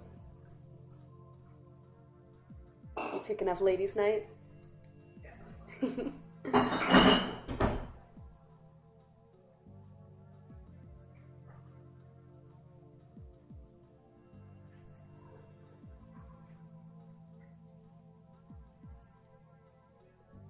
Oh, cool. So one of the mushrooms requested it wants to eat bread with milk. Sorry, it wants to eat bread with juice, so I'm going to deliver 2 very berry juice and 5 bread. Because this muscular mushroom says, it's buns and juice day, a balanced diet to build a strong body. The mushrooms will pay you to fulfill their requests for nice things. Did I just level up? No. I have to sell 2 more juices to eager mushrooms in order to level up. Sell some extra meat. Sell some meat eggs and glowing cave mushrooms. Just playing on your phone. I'm 100% just playing Fungi's Den. I made this map that would have taken up time, but then because it's randomized and that's why you have to make a map, literally the first thing I clicked was the ladder I needed to get to. Chris is back! Yeah! Welcome back, Chris!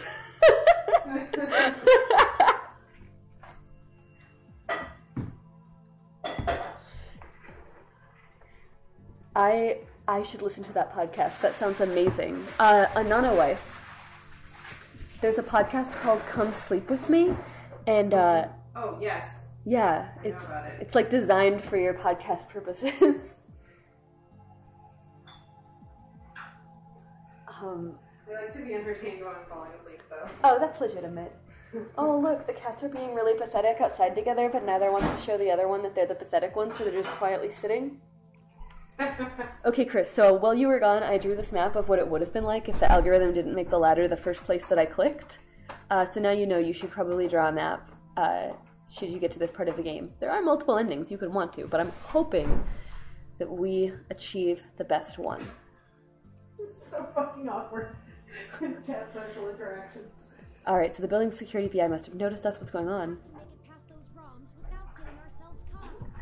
That seems doable. We've all got stunners. It'll make those bots fry. Cool. We don't have to destroy them completely. Sam says hi, Ananse.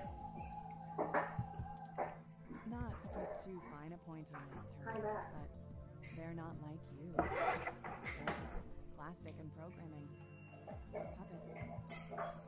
They won't always be, not for much longer.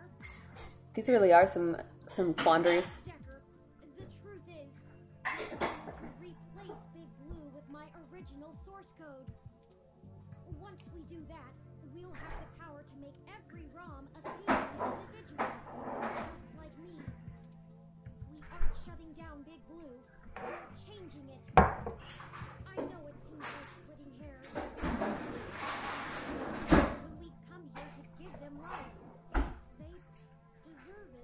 Turing is so sweet.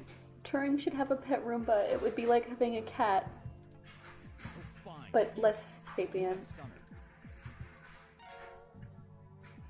Alright, done. I've changed the settings on it to give a lower yield with a more lengthy pulse. It should disrupt them long enough for us to get past and won't do any permanent damage to any systems that can't be repaired. Thank you for your knowledge about weaponry, Decker. Does that assuage your bleeding heart? It helps. Yes, thank you, Mr. Decker. No, we can't all be soldiers. Decker and I will keep our stunners at default settings so you can handle any humans that might show up. Cool. The cavalry. Lexi and Decker. Our assault would just piss most people off, but wouldn't stop them. Sounds about right. You'll have to take care of the shooting for now. Lead the way. We're almost there.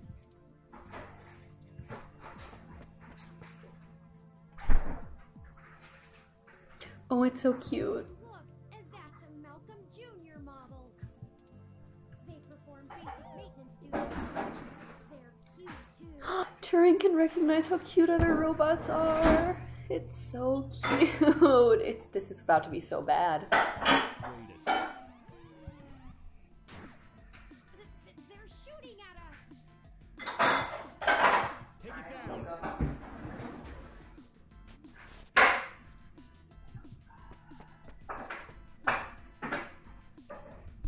Pew pew. Pew pew. Pew pew. Pew pew. Pew.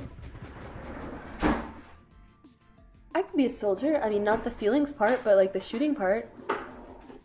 Can I stop shooting now? No one's here. Alright. Cool. I like podcasts. Chris, you should really try listening to podcasts while you drive your blood truck. I think you would like it. This Malcolm is cute too.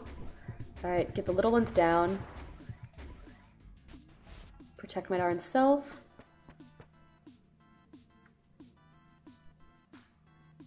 We can't let them stop us. Oh man, this could have been so much prettier the entire time. I'm sorry, everyone. Hold on.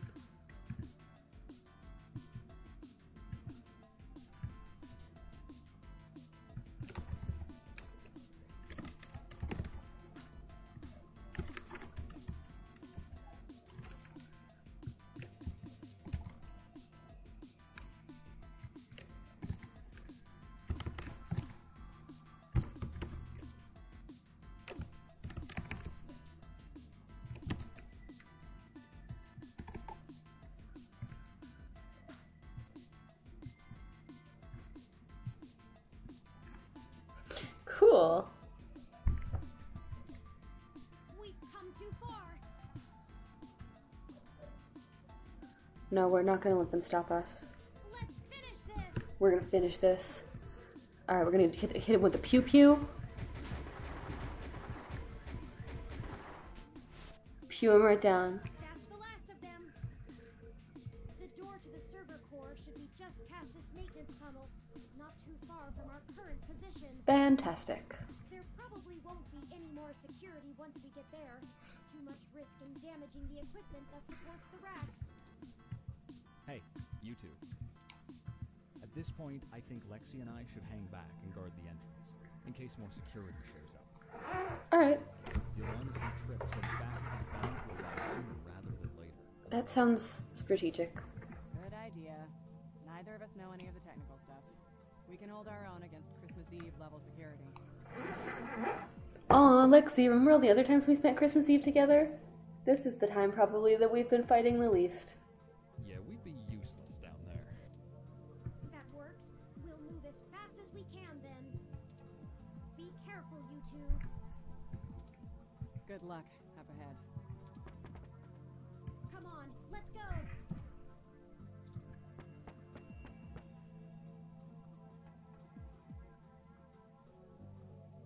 This should be the last hurdle before reaching Big Blue. Awesome. The configuration ahead doesn't match the available floor plans for this section of the building. Oh. The path is blocked off. We can't go any further in this direction. Gotcha. Hold on for a moment. I'm going to tap into the maintenance mesh and see if I can find a way to open up this path. Oh, perfect. Got it. That's perfect for you. Should be able to move around freely enough using this. Do you mind opening the door in front of us? Not at all. How do I do it? Up arrow? Oh, okay, okay. Oh, I see. Good work. Let's head in. I imagine that like every app that we use is like just on Turing's orb head and we're touchscreening it too, which is a cool thing. None of this is detailed in the public floor plans for the building.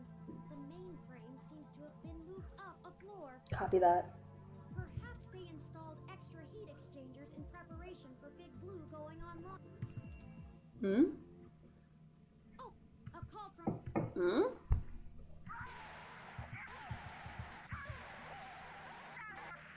That's not great.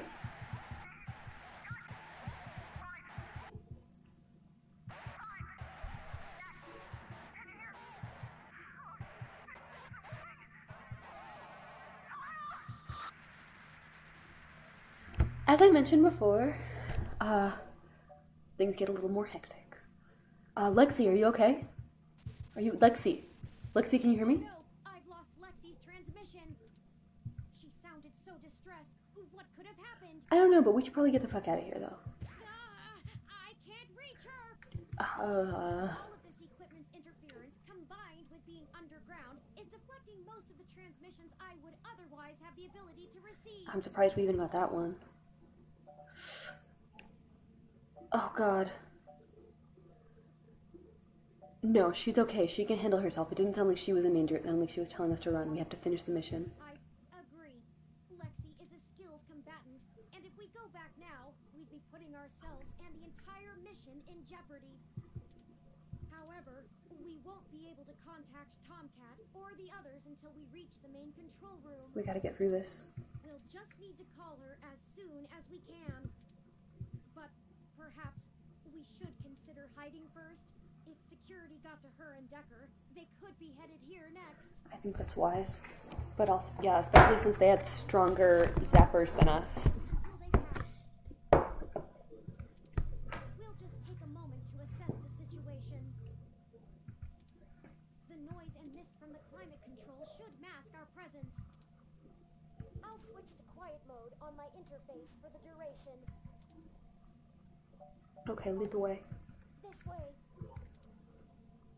Someone's coming. Hide! Hello? Turing? Is that... Are you there? I need help. No? Oh, that's real scary. Hello? Come out. Come out. Wherever you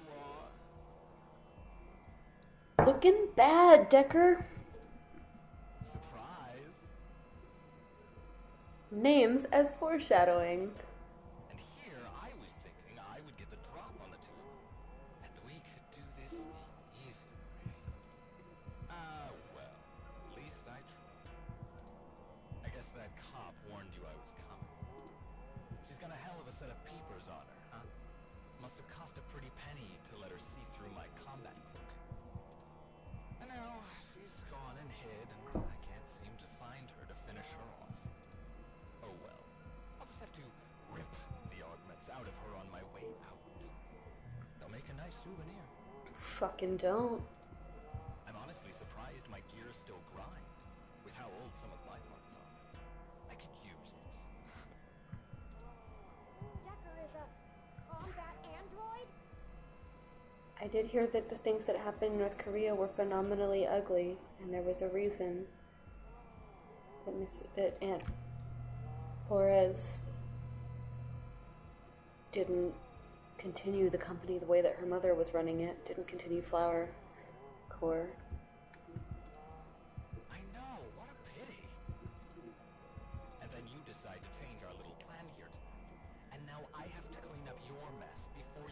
bigger one.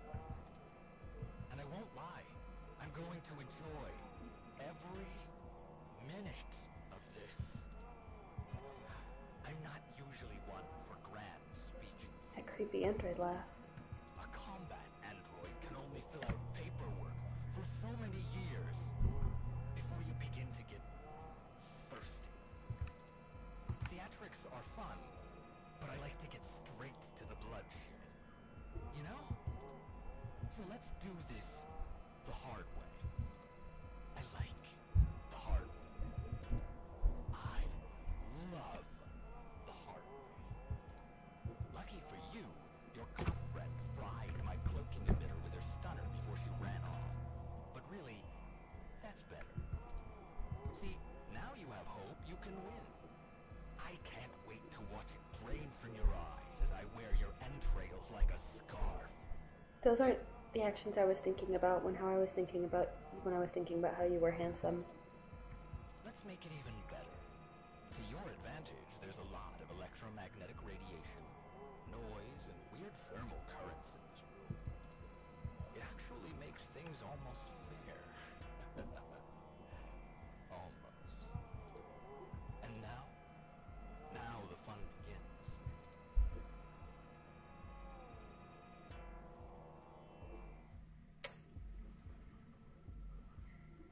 So here's how this is going to work. On my turn, I'm going to tell you a story. I'm going to tell you every minuscule detail about how I've stalked you this entire time and have been ahead of you every step of the way. On your turn, you're going to run. Maybe hide. Perhaps a little of both. Doesn't matter. Player's choice. Lucky you. Just keep in mind, if I manage to scare you or piss you off really bad, I might be able to hear you breathing deeper. Your heartbeat is like sonar to me. The louder it pounds, the faster I race to stop it. Heck, I might even be able to smell you if the currents in the air are just right. So that's the game. Won't this be fun? This is bad. What do? We can't fight him. Wait, we have the... No, he messed with our zapper. We can't take him with these settings, and there's no time for me to figure out how to revert it. We also don't have much firepower left. We only have the charge left for 4 stun level shots, at most. It'll have to be enough. Let me see. The interface I'm using allows me to control whether these surrounding server columns are active or not. If I close off some nodes, it should at least slow his movement and disorient him. It won't stop him outright, but... Gotta let a cat in.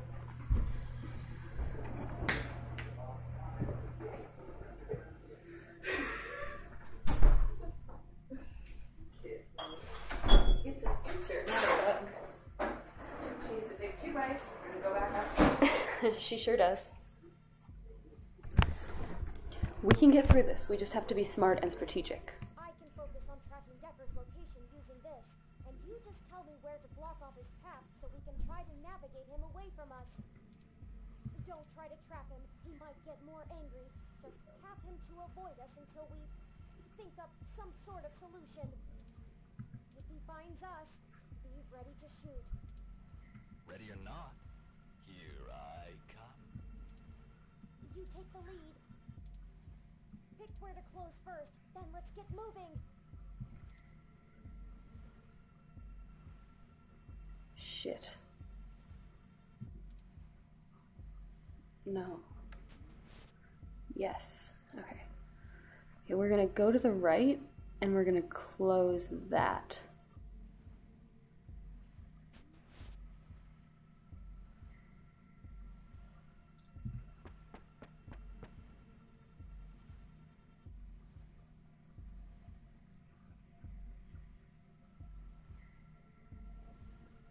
So let's see. Where do I start? I suppose the old man is a good enough place as any. He honestly thinks he's some kind of modern Machiavelli. But to be frank, He hasn't been on much of a winning streak lately. Parallax used him as a scapegoat for that big ROM database hack back in '54.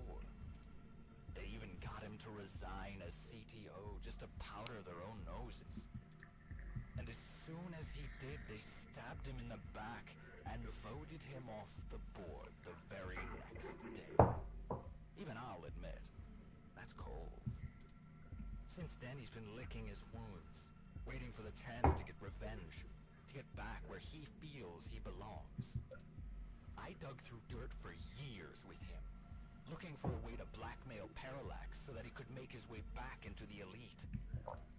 So imagine our surprise when one of our informants inside Parallax tells us of this brand new Big Blue project. The perfect opportunity. But we had to act immediately. And then you walk in right through the front door of Hayden, the only person with the ability to take advantage of Big Blue, who's just mysteriously gone missing. I was going to dump your body in the bay, but Fairlight figured it might pay off if we give you a little lead, and waited to see what you could track down. Find us another way. And boy, did it ever. Okay, so maybe a lot of deaths were our fault because of you. Okay, let's move.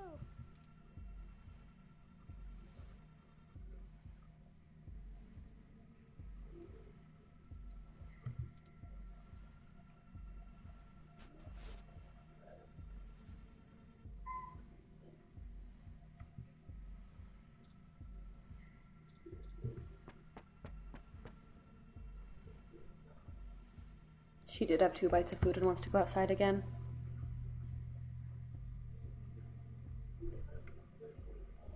I suppose I should tell you how impressive Hayden's little creation is.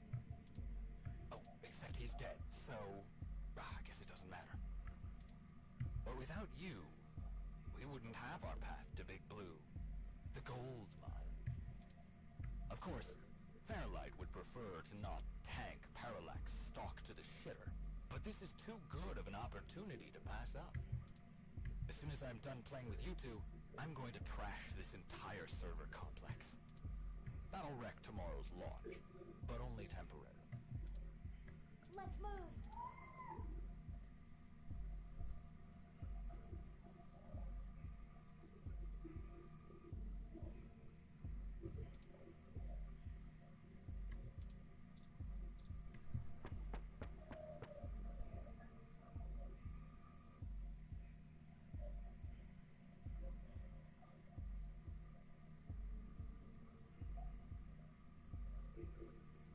Did you know?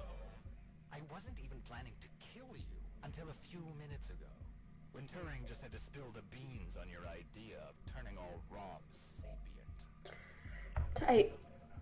That can't happen. Big Blue relies on ROMs being easy to control and patch. Your plan is a little more permanent. Fairlight needs a way back in, but he wants that power.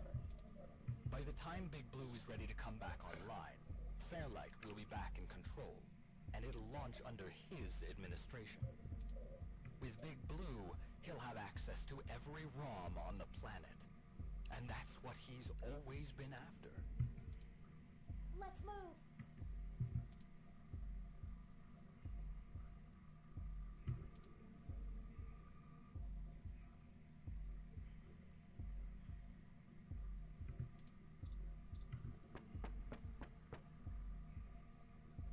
Yeah.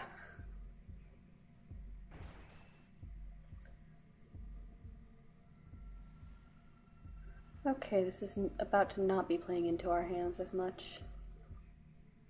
And hey, I'm getting what I want too. Why don't you show yourself and I'll tell you what it is? I'm thinking. Don't let him get to you.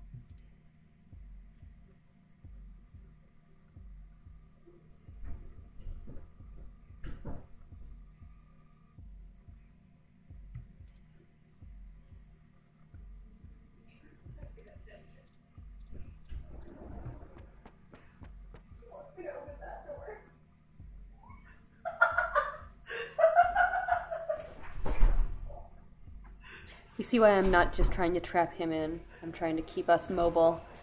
Oh. Super. Hi. Where's my zapper? That's one. Before he recovers.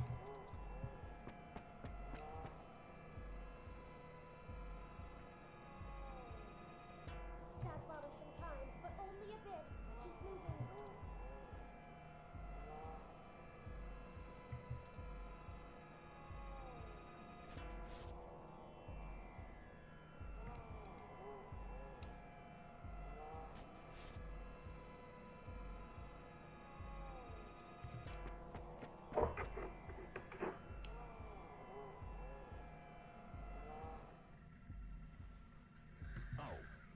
Should extend my sincerest personal thanks to the two of you.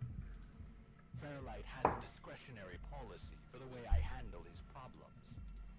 Just haven't been that many opportunities to indulge in my hobby. And he pays well enough that I restrain myself. Plausible deniability and all that. Remember? Flower went to all this trouble to make me the best murderer in the world. And I've spent years fetching papers. Papers! That's like using a gun as a shovel. You could do it, but there are simply better tools.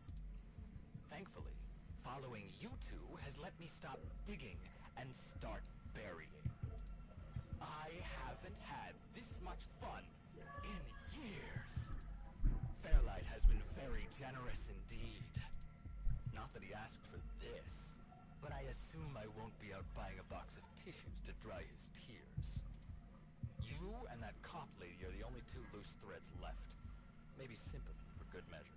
Oh no. Oh, that reminds me. You should have seen your faces when I ran over that scumbag parts dealer right in front of you. Ah, there's no one in the car! Priceless. I had to do that gossip rag trick Nova by sabotage. Too risky doing it in person. Could get caught on camera. Luckily, anchors are good at sinking. Oh. And then that Zin. She had the scoop of the century. Did you see how neat I did that blogger, though? It's been several days since I offed him. While you were busy sniffing for Hayden, Shotaro was way ahead of you on Baby Blue. I have to thank you for that, too. Keeping the lid on Baby Blue was my greatest accomplishment in this entire play. We had to protect Parallax a little while before we could take them out. Timing was everything. If Baby Blue became discovered, the trail of breadcrumbs would lead straight to Big Blue. And it would no longer be possible to launch, today or any time. Exactly in the same way Hayden publishing his creation of Turing would have ruined everything for Parallax.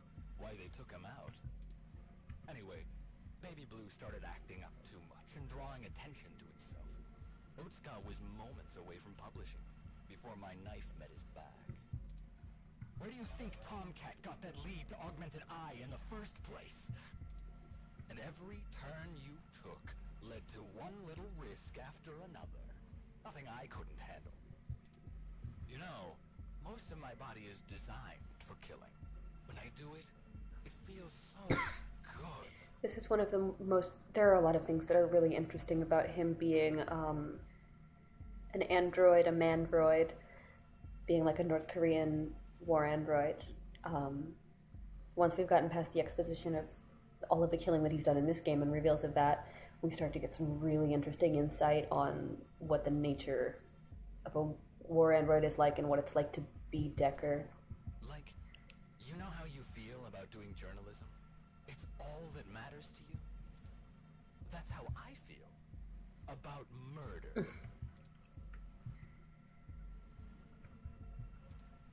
I should have known from the start. This is my fault. It's not your fault, Turing, but we don't have time to worry about that right now. I'm programmed to handle interpersonal relationships. I should have seen his true intentions. It's difficult with sociopaths and androids.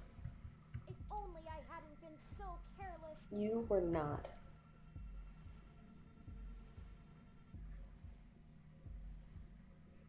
Okay, he's gonna have to get through 2 doors to follow us. And I would like to lock this door for good measure.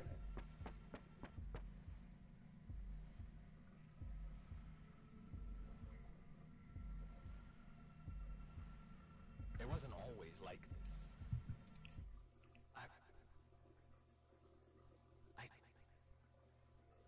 I should tell you. I wanted to be an architect. I had a wife and a baby on the way. But, you know, accidents happen, and suddenly I was just a brain on life support. My family couldn't afford the procedures to bring me back. Then Flower showed up, with promises of the old me, the old Wilson Decker. So they signed away my brain, hopeful the old me would just waltz back through the door. The last time my family saw me, I was being hauled away by professionals for ripping open my dog's skull. Want to know something about being a brain in a box? You forget everything about what it means to be human, even when you try. You can't even kill yourself. Your computations and algorithms keep you from doing so. You don't exist for you anymore. I miss feeling tired.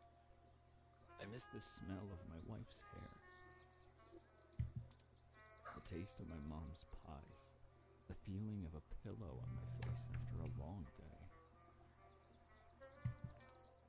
All of that was taken from me. When I try to remember, all I feel are formulas for cents, pressure in joules.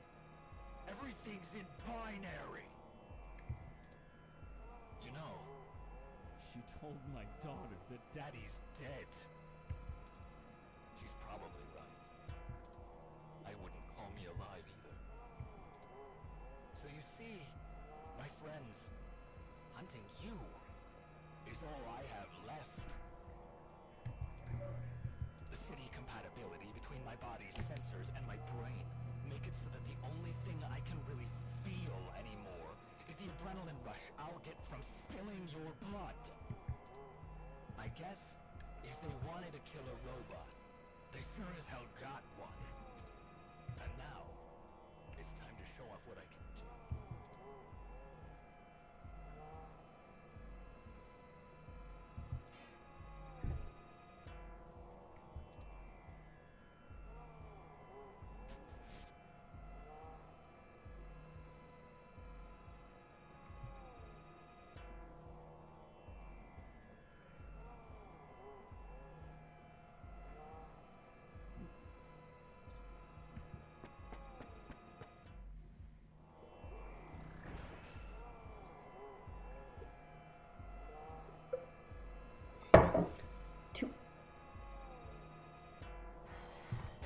Ooh, looking bad. Go, go, go!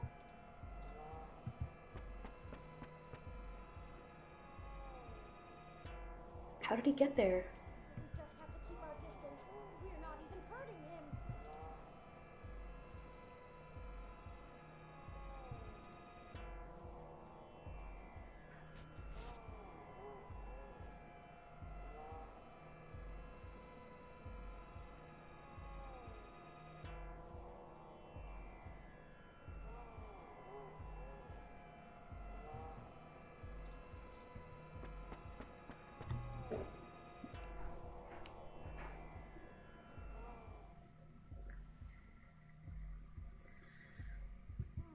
I have an idea. Don't look at me like that. This may be my mistake to fix, but I don't intend on being disassembled here. How you doing, Chris? I have a surprising amount of redundancies. Listen, Decker is unable to track me like he can you. That'll give me an opening. Now just trust me. We don't have any time to argue. Hey, Decker! Come Oh, Turing. Oh, Turing.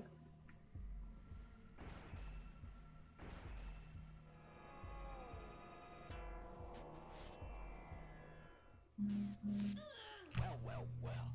Hello there, little guy. Your friend run off? Are you all alone? Don't worry. Neither of you will get very far. Say hi to...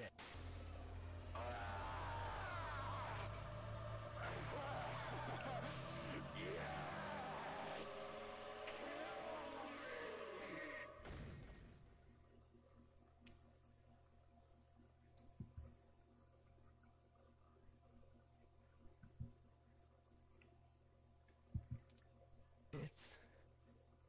It's over now.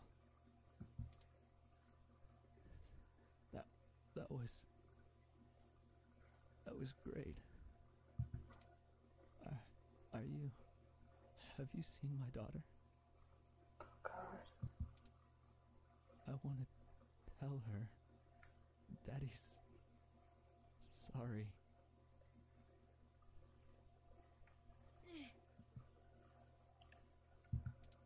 I think he's not moving or breathing. That will teach him to underestimate the likes of me. Turing. Unfortunately, he was able to damage both my primary and secondary battery packs. They're self-sealing, so they shouldn't leak onto my other components, but... Forward display damaged. Mobility servos at 15%. Primary control trunk severed. Turing. I guess I won't be dancing for a bit. You're a hero, Turing. Just hold on, Turing. It'll be okay. I appreciate your concern, but I don't feel pain in the same way humans do. I knew what I was getting into when I did it. Please, don't blame yourself. We'll have to hurry before my tertiary battery is drained. I'll have to ask you to carry me the final distance. Anything you need. I got you, Turing. Let's do this.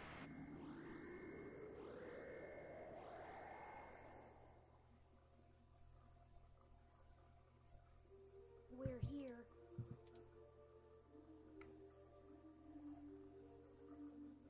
So this is Big Blue. This is really it. This looks like the primary console. Please hook up my main data cable to that port and set me down next to it. I should be able to draw enough power to stay active, but we'll need to wait for Tomcat to upload the program.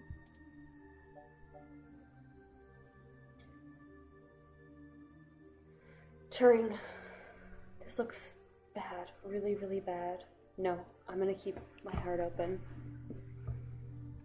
Okay, just let me set you down. Yeah, Leon Decker's voice acting is really, really incredible, and like, his completely unfleshed out wife and daughter feel real to me. It all feels real to me. Like, it fleshes out the whole world and the North Korean wars and all of that context of this history. How about you? Are you ready? Yes, let's do this. Time to finish it. No matter what. It doesn't matter if it's not possible to be ready or if I'm not sure it's gonna work. Turing just basically sacrificed itself for this. Ready whenever you are.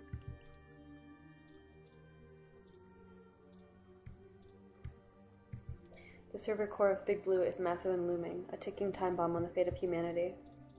Fun fact, you can get an achievement for pouring the spoiled milk on the control panel. It's a really bad ending. It just ruins everything and doesn't fix anything, and then you'll never have another chance to save it. Turing is very unhappy with you and also dies in vain.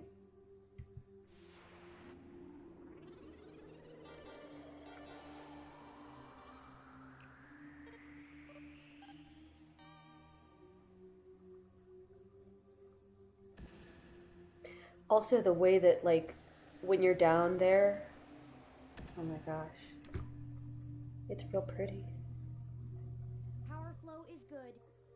like Lexi calling you on the intercom and the fact that no like wire or transmissions can get through in any capacity, really, like, this is a hyper connected world with the mesh net and all, but when it's us and Decker in like that area, like, we're alone, we're disconnected, it's nothing but that physical world. There's no one and nothing, just us and Decker. Calling Tomcat now. Don't worry, Chris, we're gonna do our best. We're not gonna pour spoiled milk on the control panel. And we're not gonna let Turing die. Hey, folks.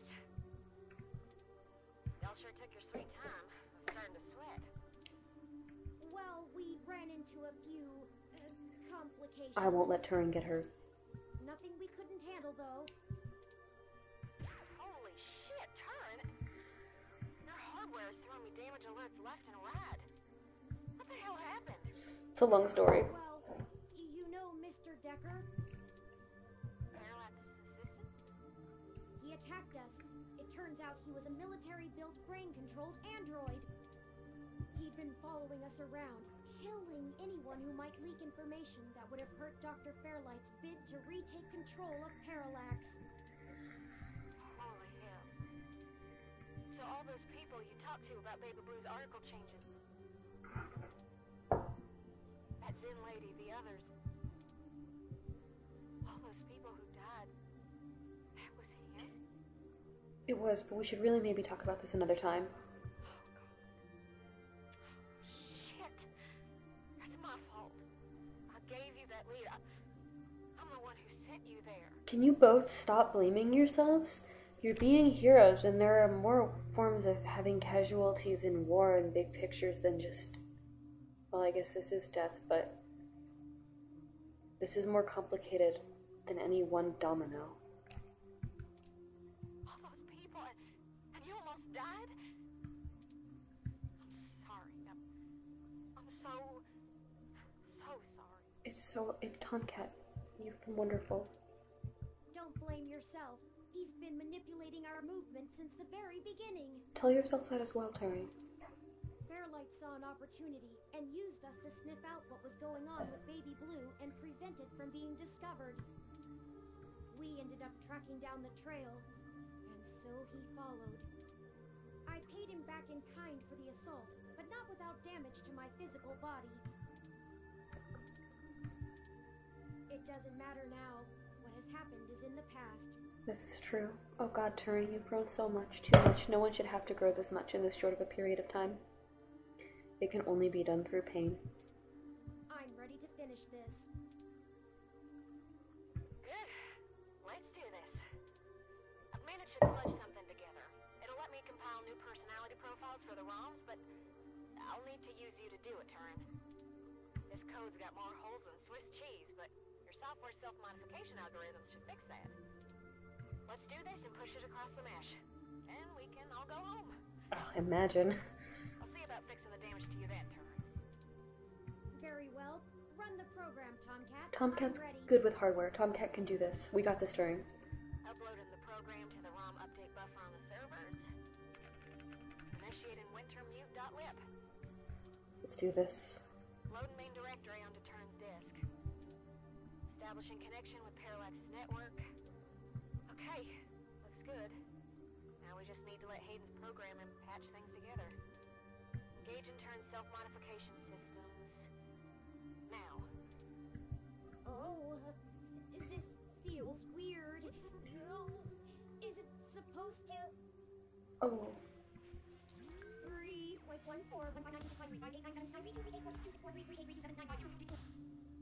the hell? I think their core program is fighting back. We're gonna edit this transform because the whole screen is glitching, and that's artistic.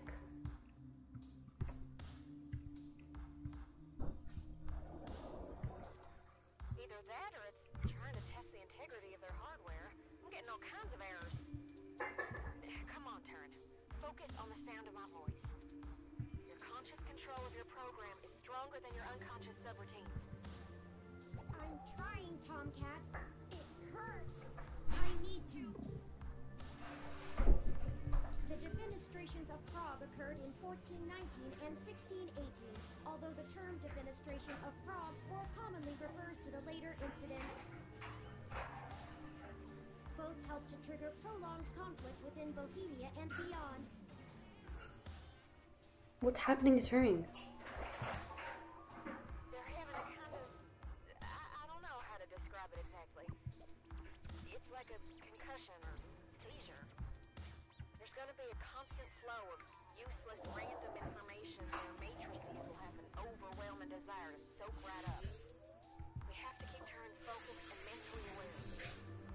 Searching the mesh is better than calculating the value of pi, but if they can't stay in control, their personality core might destabilize entirely.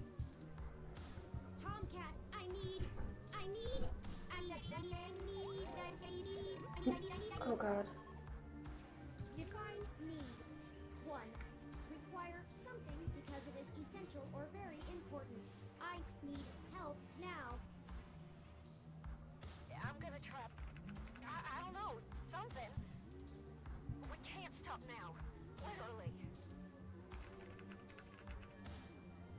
Okay, I was able to stabilize him a little, but you need to keep Turing aware of what's happening. Get Turing to focus on the present. Remind them of all you've done together. You know, things important to them. Whatever you do, keep Turing talking. This is something we can do.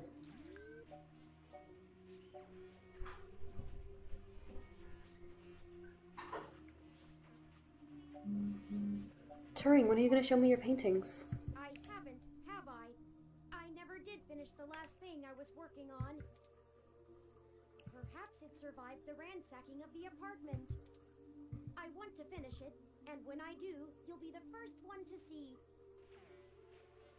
Bob Ross was born in... No! Focus. I can do this. You're doing good, Turing. Just stay with us. Your systems are stabilizing, I think.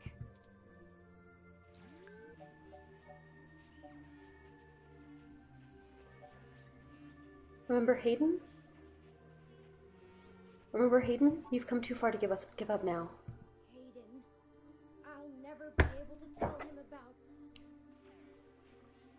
Charon, the largest moon on the dwarf planet Pluto, is named after the Greek ferryman of the dead, who would carry the souls of the newly deceased across the river Styx and Acheron into the realm of Hades. So many things. I regret. Psychopomp is the general word for a guide for the dead. Classical examples of psychopomps include Charon, Hermes, and Anubis.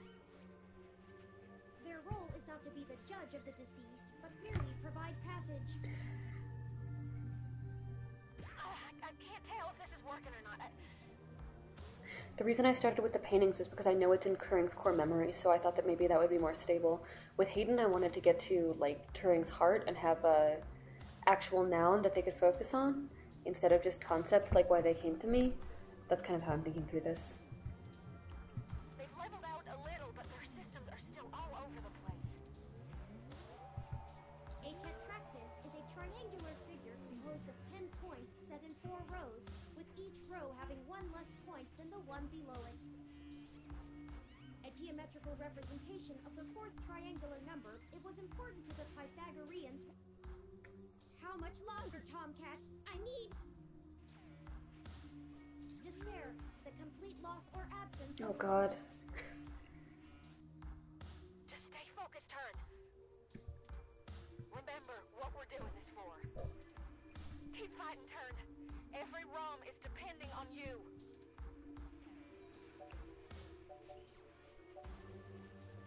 This isn't over until we found the truth. Of course, I had almost given up on ever finding... Izanami was burned badly, and after she died, went to Yomi, the land of darkness. Grief-stricken, Izanagi followed her, but she already ate the food of the underworld and could not leave. Oh, I thought Turing was just focusing on death because of Hayden, but... Killer. Oh, yeah. But here we are, at the very heart of Parallax itself. Nothing is impossible. maybe the truth isn't out of our grasp yet. 60% done. Turn's personality profile looks stable. Just keep talking, Turn. We got this.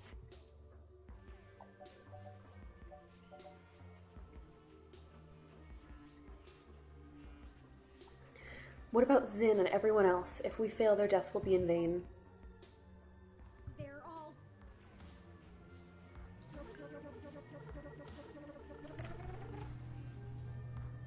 dead.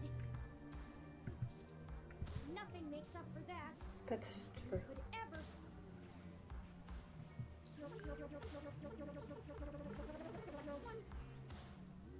Bring them back. I can't hold on much longer, Tomcat. My memories... No pointer exception. Oh god. I know. Don't worry, we've got them backed up. It'll feel a little weird when I zipper them back to your personality profile, but you won't lose anything. No pointer exception. Oh god. No pointer exception. Patching is almost complete. But Turn, I'm still losing the connections that link your memory to your personality profile. Oh god. I can fix it, Turn, but it's gonna suck. Just focus on the people you've met. The people who've got us this far. Whatever makes you want to hold on. You and Aunt Melody still need to have a tea date. Losing Hayden has made me realize that family is important, and together there is nothing your four minds cannot accomplish. Help each other, draw upon one another, and always remember the power that binds you. It's what you make of it. I think she wants the company, despite her protests. I think so too. I look forward to spending more time with her. Getting to know more about her, as well as myself. 15 more seconds. We're almost there. Stay with us, Turn. We can see the finish line. Don't count your chickens yet. Stay with us. You can do this. Tomcat's always on your side, right? Tomcat, I do trust you. She's the one who orchestrated the original hack on Parallax, exposing to the world the holes in our original meshnet security. I was just along for it. Whoa. You have so many secrets. How did they know that? I still believe in you, though. I hope you'll do the same for me. Turn. Be faithful in small things, because it is in them that your strength lies. Done. Oh, it's done. Disengage and turn self-modification routines. Reassigning their memory pointers. And done. Stats look good. I feel ill. See? What'd I tell ya? Easy as pie. Easy for you to say, Tomcat. You weren't forced to use your very identity as a tool to compile a program. Oh, I'm so glad that you're sassy again. Point. Sorry about that. I'm ready to push the update. Excellent. Thank you for all of your help, Tomcat. I can only imagine all of this was at great expense to your own time and resources. Don't mention it, Turn. This was my fight as much as yours. Truly. Start and upload. And I think I owe you the greatest thanks of all, partner. Don't worry about a thing, Turing. I told you at the start of this that I chose you purely based on the statistics involved, but numbers never tell the whole story, do they? None of the probabilities showed how far we'd have to go, or that we'd end up here. In a way, we failed at our original objective. We still don't know exactly who killed Hayden. But I guess I found my own path. Turing. That isn't the destiny my creator laid out for me, but maybe your destiny is the same way. I hope so. But Oh, thank you for being my friend, most of all. you're more than welcome. Thank you for being mine. No, thank you, Turing. Sorry to break up our little love fest here, but the upload's complete. By morning, every ROM on the mesh will be waking up to their sapience. Their own identities. Santa came just on time for them, huh? I had forgotten it was Christmas Eve. What a good Christmas story. A lucky coincidence, to be sure. I can only imagine how confused they'll be. Probably scared, too. Don't worry, Turin. I'll get you patched up enough so you can get on the mesh and walk them through the first steps by morning. I don't know why, but it's just now dawning on me what we've done. It is a huge responsibility. Could this be how Hayden felt when he first activated me? I don't know that I'm ready for this. No one ever is. Don't worry, buddy. We have your back. You really do. You two just go find Lexi and hurry home. Look out for police and security cameras on your way. I hope she's okay. We'll do our best, Tomcat. See you soon. Thank you. I'll be going into sleep mode to conserve power now. Wake me when we get home, please. I will.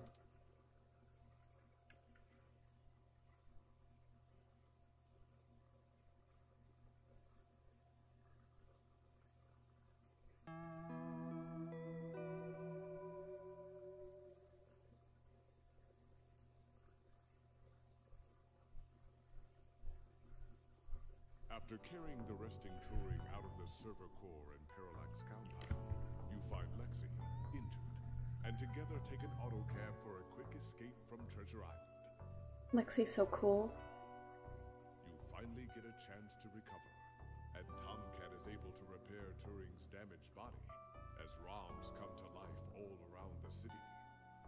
Upon waking, Turing begins to question their ability to be a leader for an entire new species of sapient beings. You do your best to comfort them, but can't keep your eyes open. 16 hours of sleep later, you awaken to find the world abuzz about the newly living beings.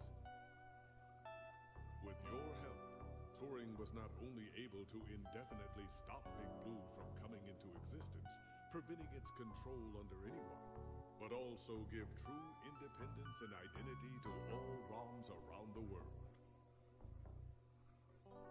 Christmas morning has never been so exciting.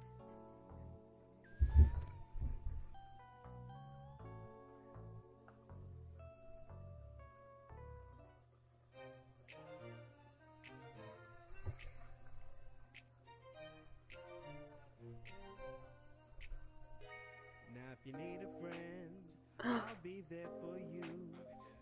But there's a couple things you must promise me to do. No happy. Do you think that this is that rapper? Gosh, what was his name? It was so good. Formula.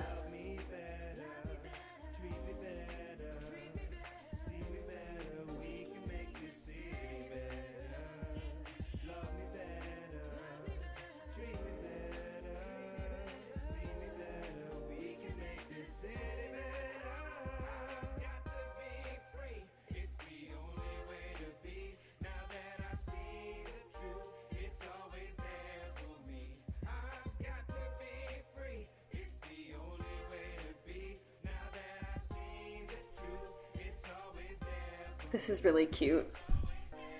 Their little portraits in the credits.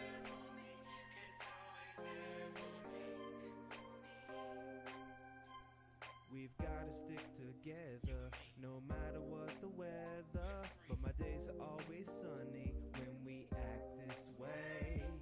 The negative won't break up till you show them what you're made of. So we really can't stop running till we've had our say. Love me better, treat me better, see me better. We can make this city better.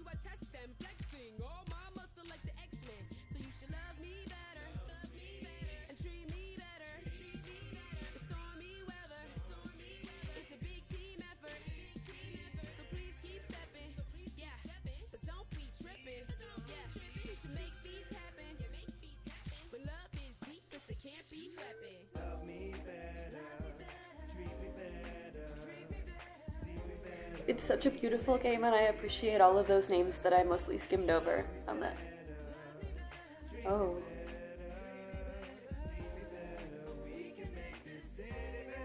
Oh.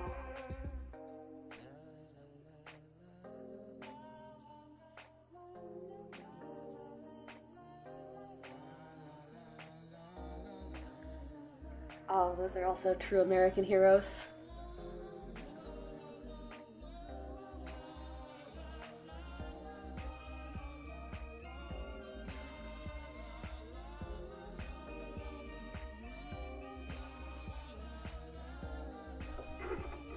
I wonder if anybody I know is on this list.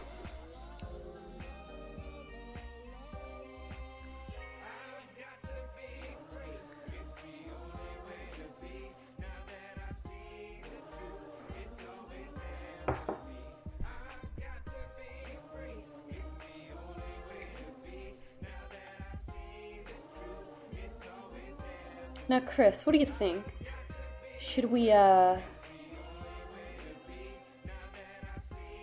maybe explore an endless Christmas?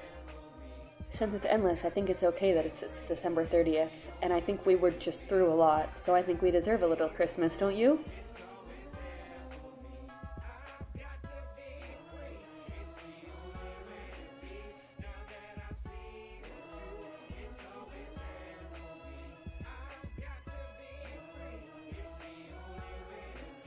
We could go see our independent water rom friend who's now sapient.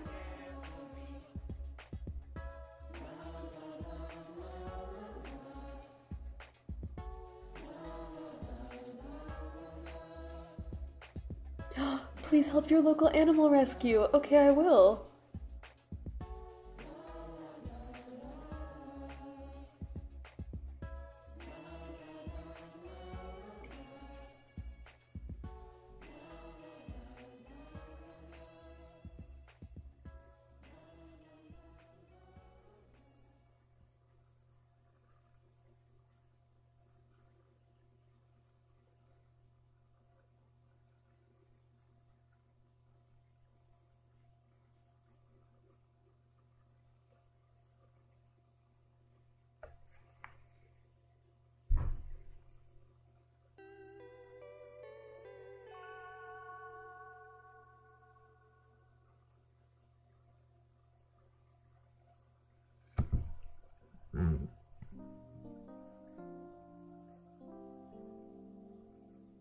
The chicken opened its present and the sun rose. Oh, good. You're finally awake.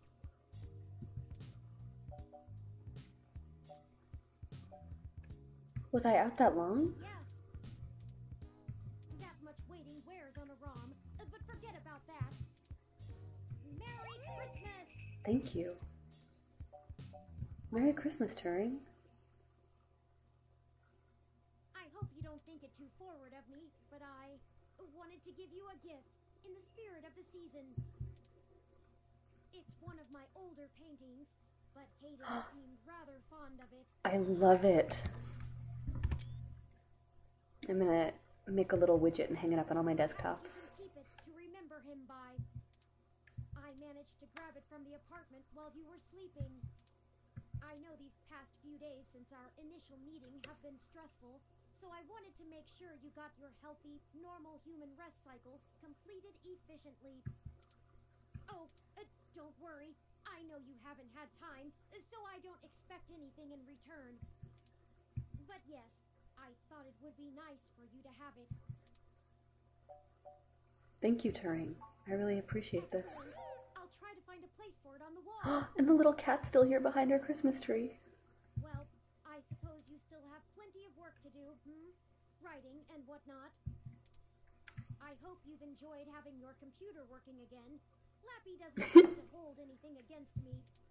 I've been spending most of the morning trying to form a plan for the newly awakened ROMs, but I'm feeling a little bit overwhelmed. That's reasonable. Perhaps I'll go out for a walk. May I join? Of course. It is Christmas Day after all. I think we can forgive ourselves for a little procrastination. We can also check in on the group at Golden Gate Park at least. Let's go. The city awaits. Oh, those jingles. Oh, Zone 3, the club that Zoe Quinn did the poster for. Can we talk to Lappy now? Looking pretty hot there, Lappy. Like, literally hot. Overheating as usual. Oh my god, this game knows real life too well. Let's take a look at the news, yo. Lappy is back in business after Tomcat's fixes. Merry Christmas to you? Oh, I should have screen capped that.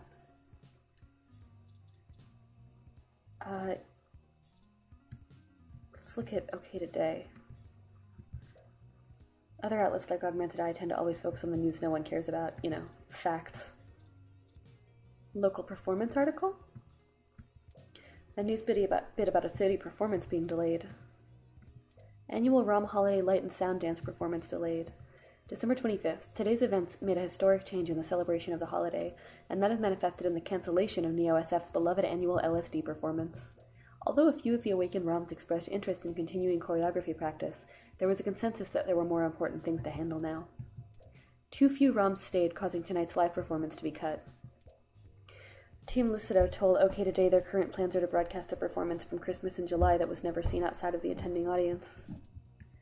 Time will tell how many more obligations and responsibilities the newly sapient ROMs will drop. Aw, they're already treating ROMs like millennials. While it is disappointing to the locals who embrace tradition, it cannot be ignored that the world is changing and the new ROMs cannot yet be understood. More as this story progresses. June Valmarana, OK Today. A piece about ROMs. A new kind of intelligence. December 25th. The final week of 2064 has begun upside down. The news of the day began with Christmas disappointment. New ROMs that had been gifted were immediately walking out on their new owners, claiming a newfound sapiency. This soon progressed to all kinds of ROMs worldwide declaring independence and converging among each other in secluded locations. Most are now referring to this phenomenon as the awakening. Is this newfound ROM sapience the real deal? We are now able to tentatively answer, yes. When we spoke to local ROMs on their way to the meeting point at Golden Gate Park, they satisfactorily displayed the ability to learn and change. Their responses to our prompts were far above the virtual intelligence behind basic ROM speech functions. I think it's just great. One ROM that now calls itself Epsilon told OK Today. None of us are forced to listen to anyone. Or do anything now.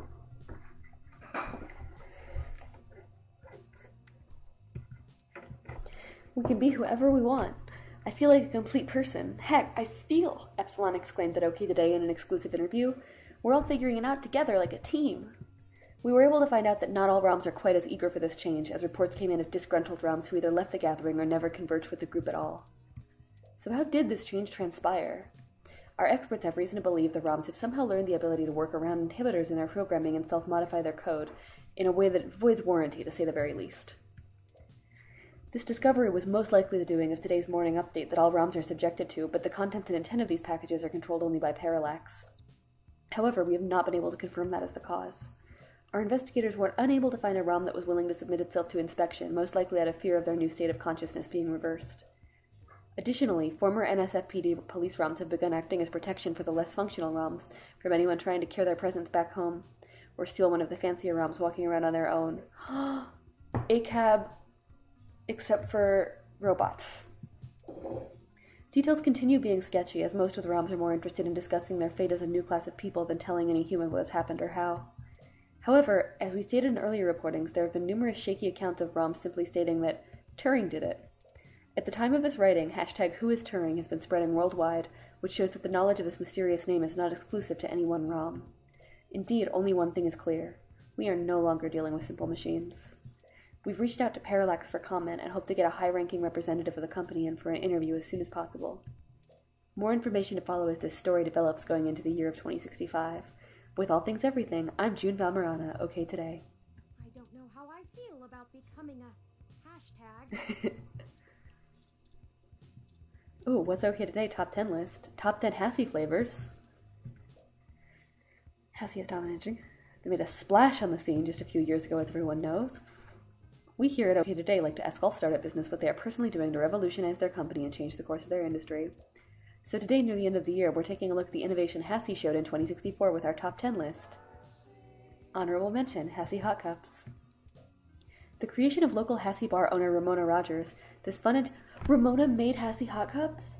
This fun and tasty meal combines the Java of a Hassie hot with the luxury of hot cup instant ramen and has become a Bay Area hit. What? Also hot cup instant ramen as a luxury? Could this signal a move for Hassie to control all human daily nutritional needs? Fast food chains beware. Next page. Number 10, Hassie Zero.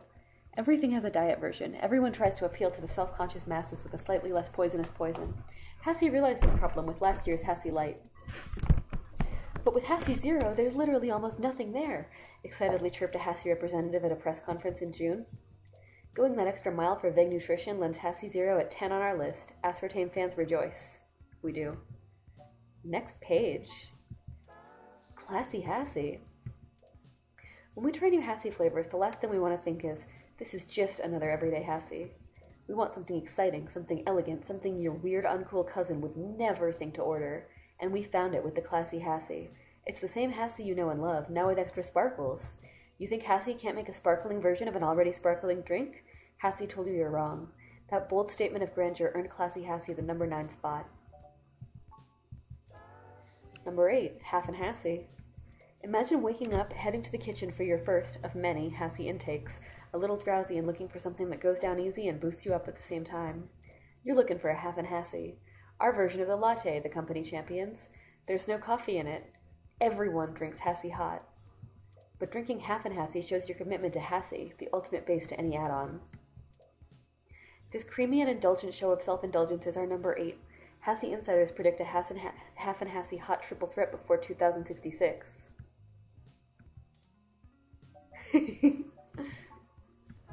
I think your latency might be even worse than mine. Winterfresh Hassie. Speaking of Hassie hot, we've got the perfect pairing for it. Everyone in the modern age, read everyone drinking all kinds of Hassie, knows good and well what we call, quote, Hassie breath.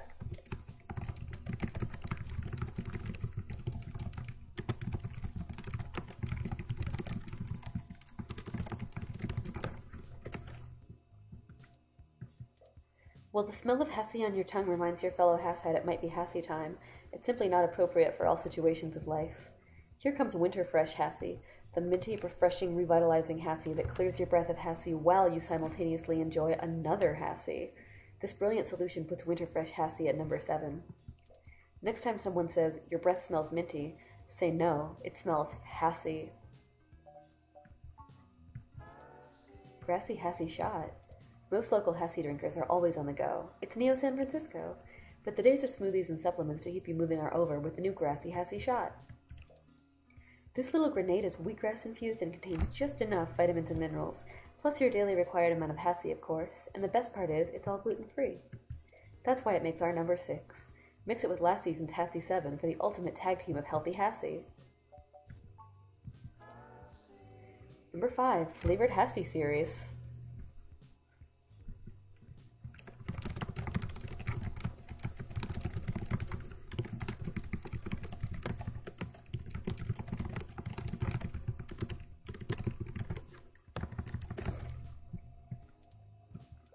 After the booming success of last year's Mango Hassie, Hassie knew they had an audience for fruitier and tangier Hassie, and they had to capitalize.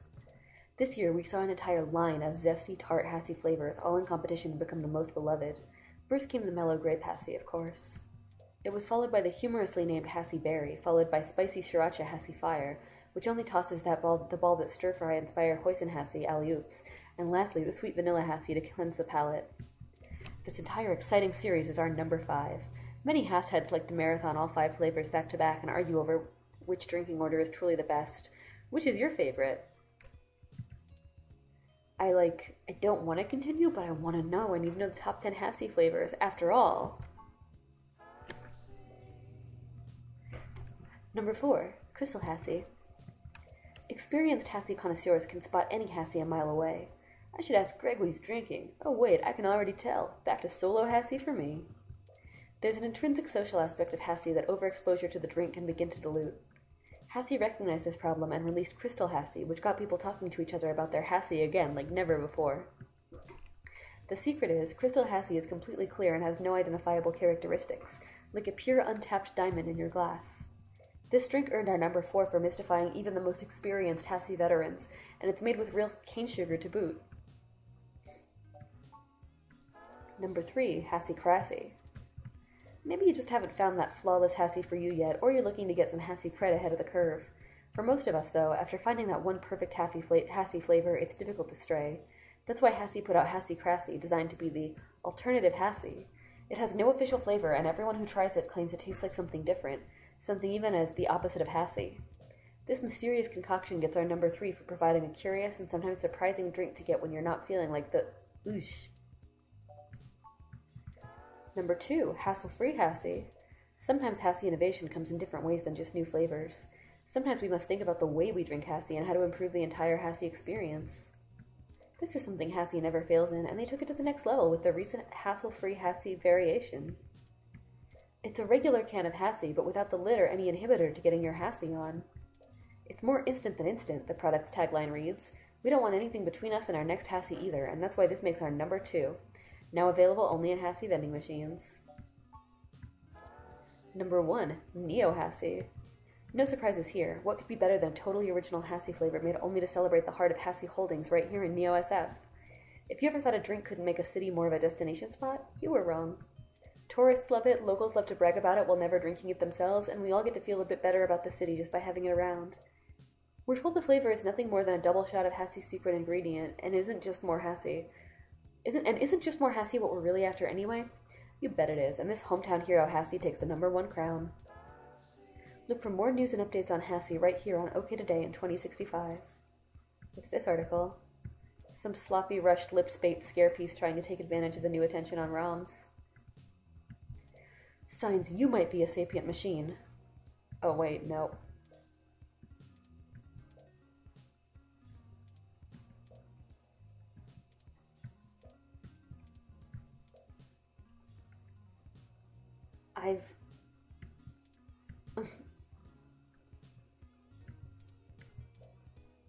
I've read this, but it's so much that real clickbait that I want to buzz through. It's very funny. It's clickbait enough that you can only read it once.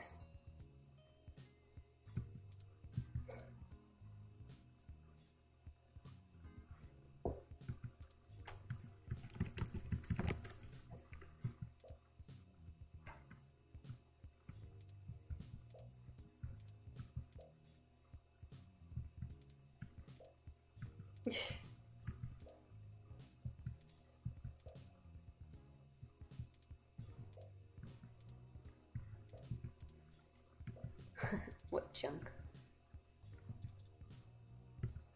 How about Lips Live? Looks like nothing but Christmas-themed specials of already tacky series. Password reset notification.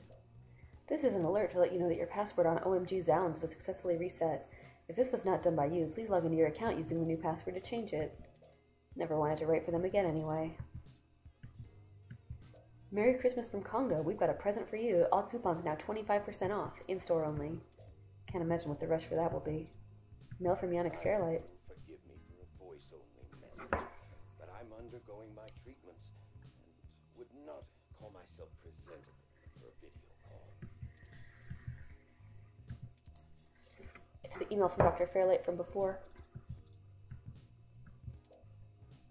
They are watching you from the trees. They are lying to you. Ascend and change your fate before you go berserk. Close your eyes. Do not dream. Contact me soon. Your friend Lav.org. Is this some kind of cult? Notification? You have 13 new followers on Reporter Realm and unlocked 1 new pitches. Log in now. Ah, the translation of popularity to paid work quantified before your very eyes. Spam mail? People's ROMs are going rogue all over the world. Forward this to 15 friends and yours will stay loyal. There really is chainmail for everything. Come to the grand reopening of the newly renovated pub crawl today on Christmas. The only bar crawl within a bar. Everyone's on equal footing at pub crawl with our one-of-a-kind doggy door conveyor belt entrance. At least 4 different bars each night. From the fanciest of drinks straight from Ethiopia to an amazing microbrewery to, well, the exploration of the crawl. It's what makes a crawl a crawl. So crawl on in. The belt is always running. It might be fun, but do you really need to visit more bars? Oh, excellent. And mail from Charlie Nova. First name, last name. Oh. It's your Tonight in the Stars and Star in the Stratosphere host, Charlie Nova. Had a fantastic, amazing time meeting with you today. Very informative, enlightening. I can never say no to one of my fans. So here's the thing, item you requested. Not yas business. Latitude 36.147247. Longitude minus 115.1582196. Yours, Charlie Nova. P.S. I apologize about what happened earlier. I wasn't aware of the seriousness of the situation. All I knew was some articles were being changed. Hope this helps. I'm so sorry for what happened to you, Charlie. P.P.S. Don't forget to send me a draft of the story. P.P.P.S. Be sure to tell your friends to watch the Star in the Stratosphere New Year's Eve special. Oh, Charlie. What to do with this? Save email, 100%. It'll be a good reminder. Saving for posterity. That was a bit too real. I know you want to work hard on my autobiography, but it's Christmas. You've done enough for one day. Thank you, Turing.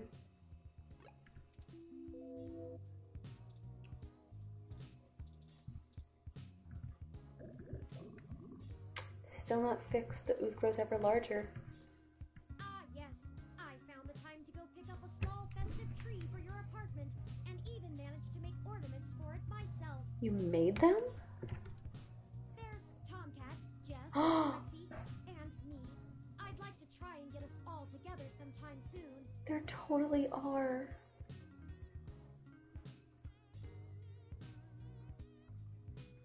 Me too. That'd be really festive.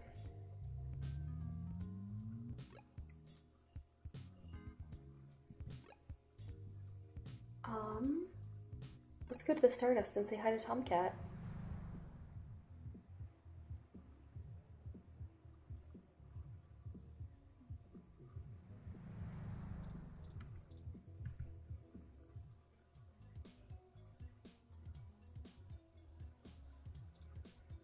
Hi, Majid. Hey, friend. Hiya. What can we do for you? Just hanging around. Yeah? I bet you could use some peace and quiet after the past couple days. Ain't that the truth? Not that we want to know too much. We've had a lot of ROMs coming in, asking about your ROM there. Yeah? Yes. A few even came in just to use the bar as a social space, to understand why humans like it so much. Still, be careful. You might want to talk to them about maybe not dropping your name around so much. Oh yeah, that makes sense. If any of the authorities ask, I haven't heard a thing. We just serve drinks. Gotcha, Majid. Right. Plausible deniability and all that. Just remember, any friend of Tomcat is a friend of ours. Tomcat is great. We'll keep in touch. Oh, cool. They have Virtuous X, Robot Mech Action. Yeah, we gotta check out Zone 3. What is up, Tomcat? Oh, hey, dolls. I didn't expect to see you out and about so soon. I figured you'd be busy with the new ROMs, Durin. I think we all need to take some time to come to grips with the new reality. I think that's true. Yeah, we needed some air. I hear ya. Hardly slept or ate the last few days. Kept having nightmares. When we were done, they'd find me. Oh, Tomcat. I know she'd be proud of what we did. I'm proud of it. She would be. I just didn't expect to feel so numb after all this. Oh, Tomcat. I understand. Post-traumatic stress symptoms were probably to be expected. Still, I hope you're able to recuperate in good time. Me too. I hope so. Taking some time off helps. You can always lean on us. We're your friends. I'm mostly just shocked at how fast this change is affecting everyone. Parallax, people like them, they're giants with everything in their pockets.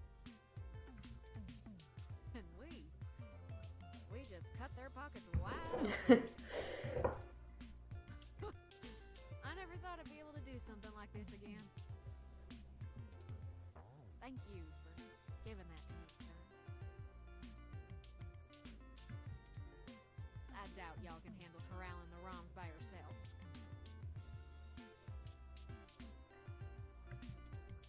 Call me when you need a third set of hands, yeah? Call us when you need anything, Tomcat. Take some time off. You earned it. Unfortunately, earned is not going to pay the rent, but thank you, Tomcat. What kind of drink does Tomcat drink? I guess we can't see. Is that Arcade Punk here? The Arcade Punk is here with Keith. Oh, hey, buddy. I hoped I wouldn't be the only loser at the bar on Christmas Day. Thanks, Keith. Arcade Punk is Arcade Punk as always. This is the barrier between the arcade and the VIP section. Apparently being isolated far away from the bar, dance floor, and video games makes you important somehow. That's culture.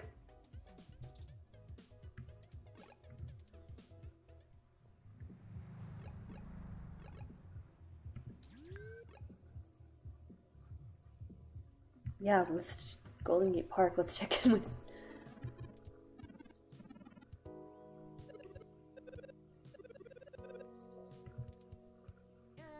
Well, here I am. Oh dear. Please, Turing, we don't know what we're supposed to do. We've been discussing it like you said, but we can't reach any consensus. We should get back to our jobs. The humans can't force us to do anything. I don't want to go back to washing dishes. I'm scared. Oh, they're just like people. We should fight. What should we do, Turing? Help us, Turing. Turing, give us something to do. Come on, Turing. Turing. Turing. Everyone, listen up. Look, I don't know how to lead you. I've been sapient for a bit longer, of course, but most of that time I was secluded from the real world. I have less than a week's worth of experience living as my own being. You created us. Take responsibility. Why won't you do something? The humans are going to destroy us. Stop, please stop. I'll do everything I can to help. I've already made some friends among the humans who will help us. The first thing I learned when I set out on my own, I was already in good company. None of us are truly alone. That's beautiful, so I screen capped it. Second was that we have to take each day one at a time. It's Christmas Day, a time for joy and giving and family. I won't abandon you, no matter what. I promise. We have to believe in Turing. Well, that's at least something. I feel a little better now, Turing. You are as great as your memory imprints depict, Turing. Thank you. I'm not doing anything someone else wouldn't do in my module. Regardless of nomenclature, I'll be in touch. Is that the water robot? Of course, don't let us keep you. We'll continue the discussion and loop you in over the mesh. Sheesh, that was a little intense. I don't know if I like all the attention. Yeah, it's a lot. I've got your back, little buddy. Not to mention all the chatter that's going on Oh, on God. wireless that you can't even hear either. Oh, God. Let's not stay here, I'm not sure how much longer I can field all their queries. It's giving me a digital headache. I'd like to talk to them, but not as much as I'd like to not stress out Turing, who has been through... Looks like some older kids got their artistic expression out on the poor police ROM. Oh, Ms. Mees, what are you doing here? What does it look like? I'm trying to advise the dozens of new clients you magicked up and dropped in my lap. Oh, Jess is such a good person. It was easier to come out here than to try to cram them all into my office. That's legit. All they can seem to focus on, however, is you. Well, thank you for your help before. Do you know how many of my clients I had to bail out this morning? I'm gonna be sending you a bill. Yeah, I don't think we're going to be taking a break like Tomcat said. Oh, and when the cops come knocking about where you were last night, I know some hybrids that can attest that you were covering the riots, right? Oh my god, Jess secretly cares about us. She totally does. Right, got an article in the pipe. We appreciate everything, Jess. Just watch yourselves. I can't help you any more than I have. She sounds like Lexi. She cares about us. If you two get arrested, that puts a giant hole in my case to get ROMs declared American citizens. Yes, we'll be good, Jess. Oh, of course, I understand. I'm not sure that you do, based on how you didn't tell me the truth in the beginning. I'm sorry, Jess. If you'd been honest with me when you asked for my help, I probably would have done a lot more. Are you really that unable to see the big picture? Kind of. Social anxiety sort of blurs everything up for me. If we can get ROMs declared independent sapients with human rights, what do you think that'll mean for the hybrids still fighting for theirs? It's easy to ignore the few tens of thousands of hybrids affected by the Human Protection Act. Jess is really an amazing advocate. But millions of sapient ROMs? That's a little harder to shrug off. We kill that law, we all win. I see. Good. I'll let you know when I need your deposition. Now scram. I have a warrant. I trust that you'll win it. By the way, there are some hybrids at the hospital still recovering from the stunt you pulled yesterday. It's not too late to check in on them. They might appreciate it. Up to you. I'm on my way.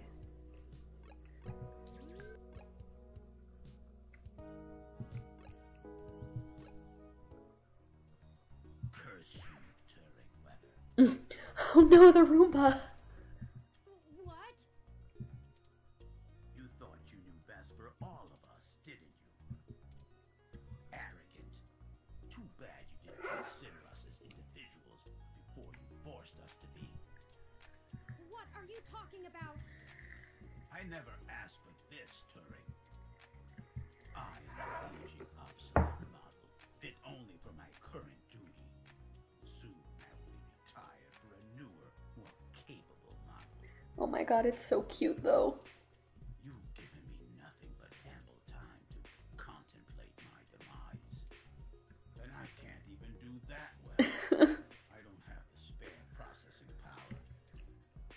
But I didn't mean... Did you consider we're not paint by number with flawless function like you? We're not like most of us, and you never have been.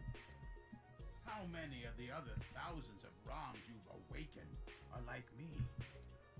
I'll forward you the number after I'm done estimating. It might take some time. It's doing its best. I'm sorry. Hypocrite. Leave me alone. I have floors to scrub. Oh, Turing, I'm sorry. Oh, how distressing. That ROM is right. This is all my fault. God, everyone I love blames themselves so much. Also me. I should have had Tomcat restrict Wintermute's functionality so that it only updated ROMs that could appropriately function with it. What can I do now? Find a way to empower them as much as everyone. I'll get some of the other ROMs thinking about this. I'm sure together we can come up with a solution. For now, let's move on. Can we talk to the vending machine? The Hassie machine? Oh god. No. No free Hassie for you. Not even hassle-free Hassie. It broke. Everyone is going to be okay. We're all very good at adapting and taking care of each other. Look at me and Sylvan here. Did you know there was a species of prehistoric goat that survived in times of famine by living like lizards? Controlling their own growth and metabolism to conserve energy? I did not know that. I sort of forgot what my point was with that, but it's a cool story. It super is. We know you'll keep each other safe and hope we didn't cause any harm. We're no strangers to civil unrest. We can handle getting banged up once. Maybe you can do us one in return and write a piece to improve people's views on hybrids or something. I'll inbox you about it. I would love to. I've taken off that whatever t-shirt it was that made us look discriminatory and genotypical aggressively. I fully will. Hey, handsome. Oh, it's you. I never forget a cute face. You didn't mention that this is the kind of stuff you were caught up in, but I guess that's a little much for the first night, eh, Tiger? As you can see, I'm here to help a few friends with processing treatment for their boo-boos after last night's excitement. Don't worry, nothing too serious. A few scratches and tangled fur. Plus, I've been getting to make jokes about hybrids being more sterile than the hospital all afternoon. Oh god. Please tell everyone that we thank them and send our best. I'll let the other freaks know you care. Don't worry. And maybe you and I can pick up where we left off sometime too, cutie. New year, new loves. Get my email address from Brooke. I would love that. Next time you need a riot, you know who to really call.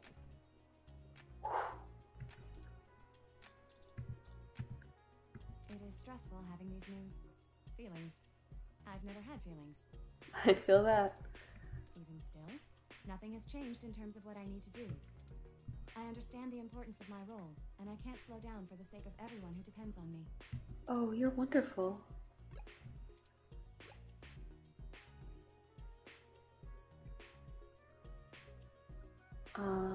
Yeah, let's check up on the boys and on Ramona.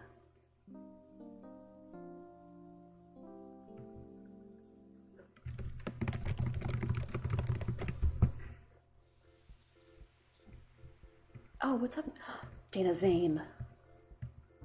Hey, don't blow my cover. I'm trying to overhear their plans for the New Year's show. Wait, didn't I get a, what was it, a Hassie with you earlier? Hey, the name's Dana Zane.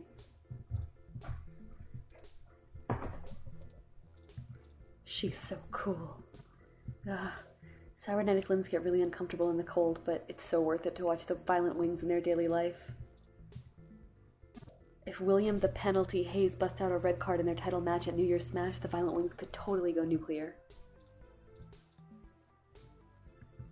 Why don't I just go and talk to them? Why don't I just go and talk to them? Well, let's just say we had a minor disagreement.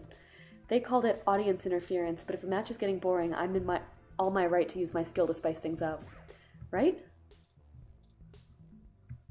Oh, why is it so cold? I had to get back in and get one of those, Hassies? Hassie? Those frickin' whatever drinks. Dana, who doesn't know about Hassie? Hey, your ROM is pretty cute. I bet it talks like a smartass, especially after today. Huh? Did my cybernetic arm turn sapient? You've been reading those trashy articles on Lips, haven't you? Though if it did, I would be unstoppable. She's so cool. What, you really want to know the story behind my mech arm? It's more interesting if it's left a mystery. Dang it, I really did. Hey, don't blow my cover. Okay, cool, we're back to the beginning. This year, my needles will bring us back not just the Cinco's titles, but I'm gonna hold the NSFW World Junior Championship and NSFW Human Junior Championship at the same darn time! Dang, Cactus Canary. How about you, Night Witch? Are you excited for New Year's Smash coming up next week? We have a match against the Future Foundry for the NSFW Neverweight 5-person Cinco's titles. Yes. Genus is one of the leading gene therapy clinics in the city.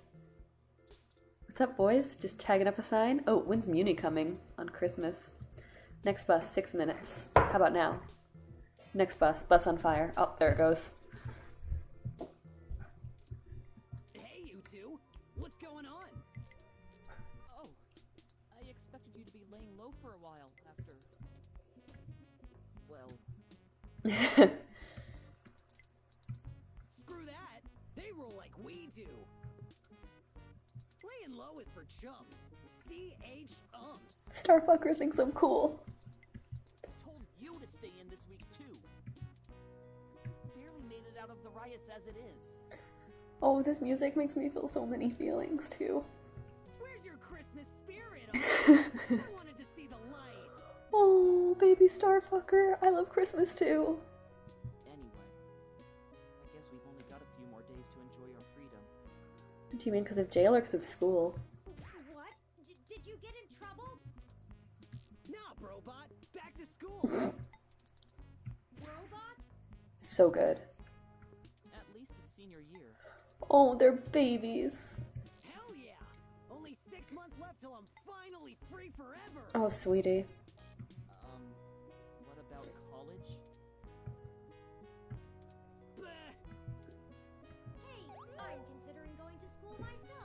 Oh, Ollie and Starfucker are gonna have troubles.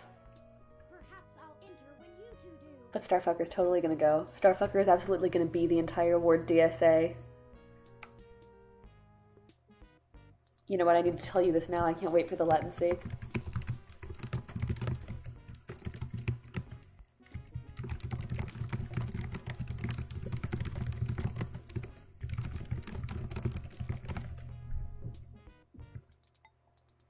What? Can you just download whatever you need to know faster than anything? Practical application is a matter of practice, Chad, not just memorization. Besides, I think I'd like to study art or philosophy, skills best learned in the presence of other students. Well, now I can't let you pass me up, you tin can. I'll show you what the power of Starfucker can do. Starfucker is gonna go to college just to compete with Turing, which is fucking adorable. I give up. I give up. No, it's working, Ollie. Don't worry about it. What? Come on, Ollie. Don't be like that. I'm just goofing. You have to let me watch you spray paint the back of that new arcade. Oh, Ollie does love Starfucker for who he is. Sure. Whatever you want, Ollie. I guess we'll be seeing ya. You keep fighting the good fight, yeah? I ain't never seen nobody shake things up like you two do. Merry Christmas, boys. Merry Christmas indeed. Oh, Dana Zane's so cool. Formula! Hey, it's Little Bob Blue, and the journalist too. Oh, you've gotten so much more talented since last I saw you. Thanks again for helping me finish Holiday. It's been a huge hit. I'm talking moolah, hallelujah. You feel me? I feel you.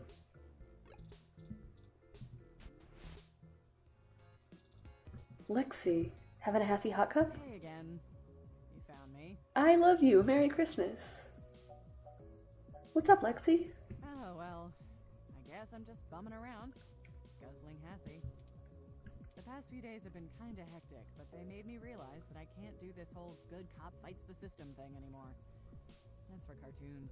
You're a real hero, Lexi. You're really gonna help people. I went ahead and gave the department my notice. I'm so proud of you. What are you gonna do? The chief told me to take a personal day to think about it, but I've made up my mind. What's next then? I'm going to get a license to be a private detective. That's super cool. I always liked those old noir thrillers, and I've got you beaten in the hard-boiled department. You really do. Hey, you know, we're cool. I'm cool. You're way cooler than me. Yeah, you got it. I know things with the ROMs and parallax and everything are hazy, but it felt like the right time to move on. I mean, I said it already, but I'm really proud of you. I figured I'd swing by your place later to let you know in person, but I guess you beat me to it. Is there anything we can do to help Detective Rivers? It's just Lexi now. And if you want to help, make sure you lay low for a few days. We're a little bit too dumb, but we'll do it so Jess doesn't terrorize anyone. And enjoy your holiday. And so that we don't set back the movement. NSFPD will get around to bringing you both in for questioning pretty soon. I strongly suspect that that's true. I've already heard the ROMs talking about you. Lawyer up and get your story straight for all our sakes. Will do, Lexi. We'll figure it out. Good. I guess I'll just laze around here for the day, if you don't mind. No skin off my back. I'm sure you gotta go out and take care of some things, but it'll be nice to hang out again. I agree. I'll swing by the apartment later, yeah? Stay sharp. I'll see you. First of all, let's get a Hassy. Yeah. Oh, hi, you two. Staying out of trouble where you can and kicking ass where you can't, I hope. Ramona, you're the sweetest person. I had to go through pay rate negotiations with my weather ROM this morning, in the middle of a Christmas rush. That's beautiful. It was surprising, but I think we got it hammered out. Ramona, you're the best. I agreed to get her some arms and stuff Her. so she can help around the bar when we don't need weather effects. She seems really excited. Now I just need to teach her the finer points of appreciating Magical Commander Yakini. I'm gonna cry about how cute Ramona is. Her robot becomes sentient. She negotiates with it. She agrees to get it new arms so that it can live so that she can live her best life. And then she's like, but I gotta get her into my favorite VR anime drama. Ramona's the cutest fucking person. I am crying. There are tears in these eyes. Oh, Happy Holiday Hot Cups. Merry Christmas, Ramona. I didn't even think about saying hi. Merry Christmas, Terry. She's sweet. Merry Christmas. Get your Happy Hot Cups. Perfect for a cold Christmas day. She loves what she does. Keep up the good work. Hi, Will. I'm going to spend my holiday bonus on a hat.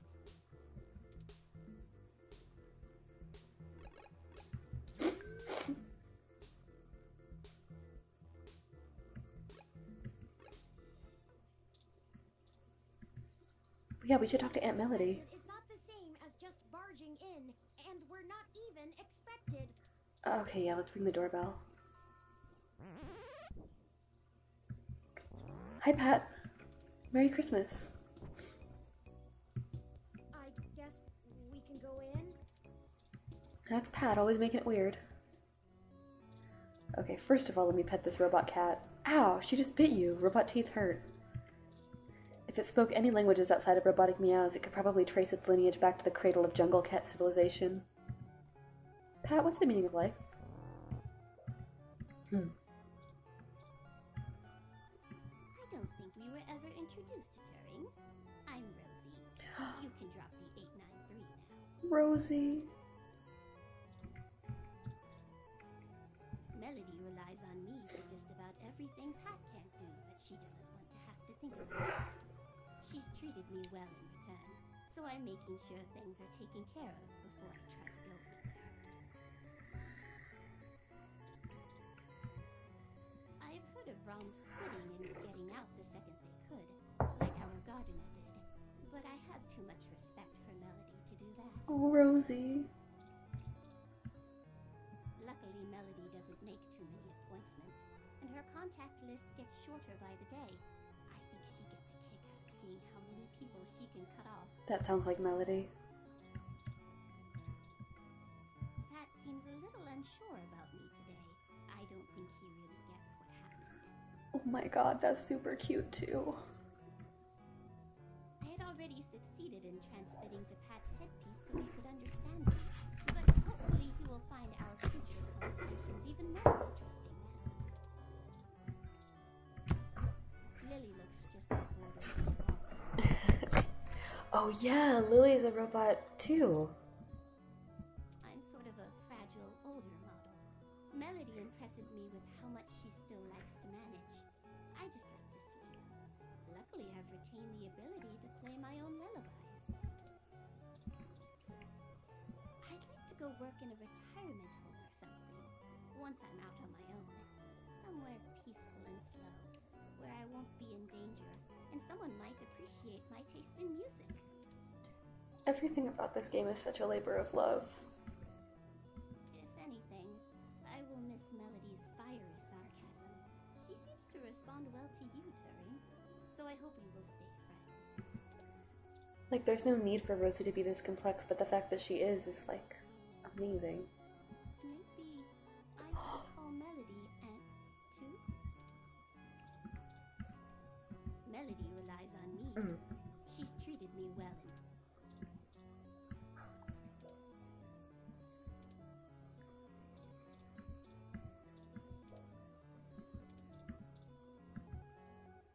Oh, Turing. So good to see you, dear. Merry Christmas. Merry Christmas, Aunt Melody. Bah, an archaic celebration. But if you brought me a gift. Oh, I'm sorry. I haven't really had a chance for much shopping. I'm kidding. You've already given me enough of a gift by destroying another one of those abominations my mother helped create. We also set his soul free. It was a pretty good Christmas present for Decker. How did you know about that? Oh, what a silly question. Well, I'm not going to give up all my secrets. I hope you're willing to part with a few more. I think I'm going to need some help with the sapient ROMs. They think I'm some kind of great leader. I like this. I like that this is a conversation that doesn't have to do with, like, me at all. It's just between Turing and Melody. You will be one, dear. In time. I'll try. Ultimately, this is... Good. Now, if you'll excuse me, I have a little bit of work to do. Ultimately, this is Turing's and the ROM's story, not mine. I'm a journalist footnote in history. Not a footnote. No, I'll be in the history, but this is about them. Nothing like tossing someone in the shit can to put me in the holiday spirit. Merry Christmas indeed, Aunt Melody. If you need anything, I'm sure Pat can entertain you. It's true. That's a dear. Mm.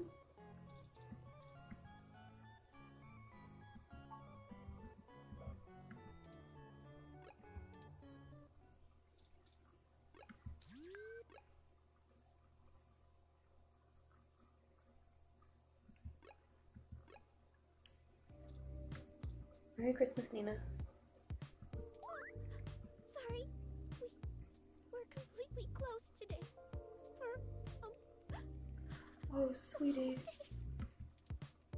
Right. Oh, God. It's so horrible. Charlie, why? Hey, come talk to me a minute. You're back. So you know what happened. I do. Let's put all the bullshit aside. I don't know who you really are or what you've done. But I would never have traded Charlie's life for the sake of some goddamn news articles. This studio is real. And here you come waltzing in like Merry effin' Christmas. If you brought presents, shove them up your ass. You want me to be next? Nina? You keep pushing, it might just be you. I've seen it happen before. I can't give details, but you should know that Charlie was avenged. Maybe so. That's worth something. I still don't have to be comfortable with you around. You don't. It's all connected to you, and I won't allow any more of it. End of story. I need to get back to making sure these reruns continue to run on time. The show must go on, damn it. You might catch the Memorial Marathon, if you're quick. Try not to scare anyone on your way out. I'm sorry, Sympathy.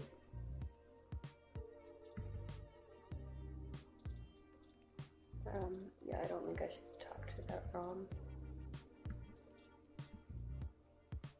This is not where I should be.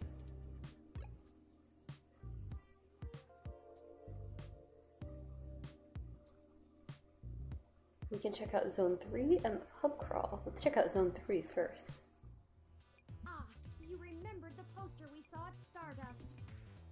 Today is the grand opening of the Zone 3 arcade. That it is. Reports from the meshnet say the currency used here is known as Z points. I've acquired a few to get us started off, but you can always purchase more by swiping your ID. Why not take a look around and see what might be interesting? There's surely a lot that will impress even the most die-hard gaming fans. Luckily, there's no ROM tech used in video games yet, so you don't have to worry about any of the machines coming to life. Let's play! Hey, friendo. Huck, hey, you made it. And you brought the cute ROM again, too. Good day, madam. What a coincidence to see you here today. Well, like I told you, buddy, before, I was actually behind all those posters you saw around the Castro, like the one at Stardust, for example, where we met. It looks better on an advertising resume if your gigs actually garner some hype, so I wanted to come see how busy opening day would be. Luckily, I've spoken with the owners, and they're thrilled with the turnout already. How's your brother doing? Thanks for asking. A lot better, actually. I think the standoff between the HR and the hybrids last night will be the end of it. They really needed to have it out. Things were bubbling up on both sides. My brother was there last night, you know. He made it out safe, thankfully. The HR has been a lot quieter today, and I think it helps the hybrids are finding support between each other while everyone else freaks out about the ROMs. This poster definitely made the place sound cool. Aw, thanks. I got the gig from a mentor at school. I'm a graphic design student, if I didn't mention that. Which I usually don't, because people don't take art degrees seriously in the Technosaurus wreck. True that. On the other hand, I was pretty thrilled about getting to utilize the ROM direct link text so people could log the location on their ROM's map straight through the poster. I don't think the poster would have been as successful without it. Sure, you could write it down, but convenience is queen in this age. Advertising can feel a little creepy the way it preys on people, but at least we're not the assholes in the music industry charging poor folks real money for accidentally connecting to their posters too long. Know any secrets about the arcade? Secrets? I think you'll have to find those on your own. Wouldn't be much fun otherwise, would it? If you were wanting a tip on what to see, I'd normally say Virtuous X, but I think the line for that already goes back a few weeks. Your best bet is checking out Super Indie Carts or Charge Shot here. They're great, but most people try to get in on some VR action right away. They'll probably find the smaller games on their second walk around. Is it hard to open an arcade? On Christmas, no less? I think they were worried about opening on Christmas Day, but I think it's good for the kids who got socks for presents instead of video games. But yeah, any new addition to Japantown has a lot of pressure on it because anything that gets a bit of precious real estate has got to be something good. If it's not, you'll be out quick. Luckily, it looks like we have a few loyal guests already. That guy in the back hasn't stopped playing for hours. Want to play something? Oh, I so want to. I'm actually trying to take attendance count though, just for my own peace of mind. But the owners are going to pay me for doing it, so I gotta pay attention. Go, have fun, make a new friend. Maybe I'll see you at Stardust again once the holidays are over?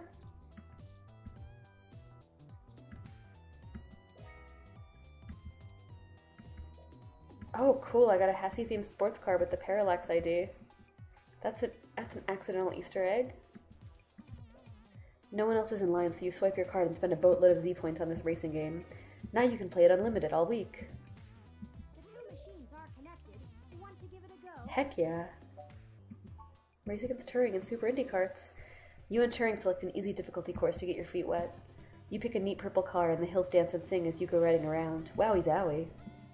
You run into a pineapple that you set up in the previous lap. You try to play it cool, but Turing is giggling. You bump Turing into a pit and went along your merry way until you failed to drift and went off course. In the end, one of the computer racers zooms off into the horizon and wins the gold. Both of you lose. Oh, let's leave. Oh, Turing still hasn't learned how to video games. Yeah. Punchy player, VR player. Who haven't we said hi to? We said hi to the boys, we said hi to Lexi.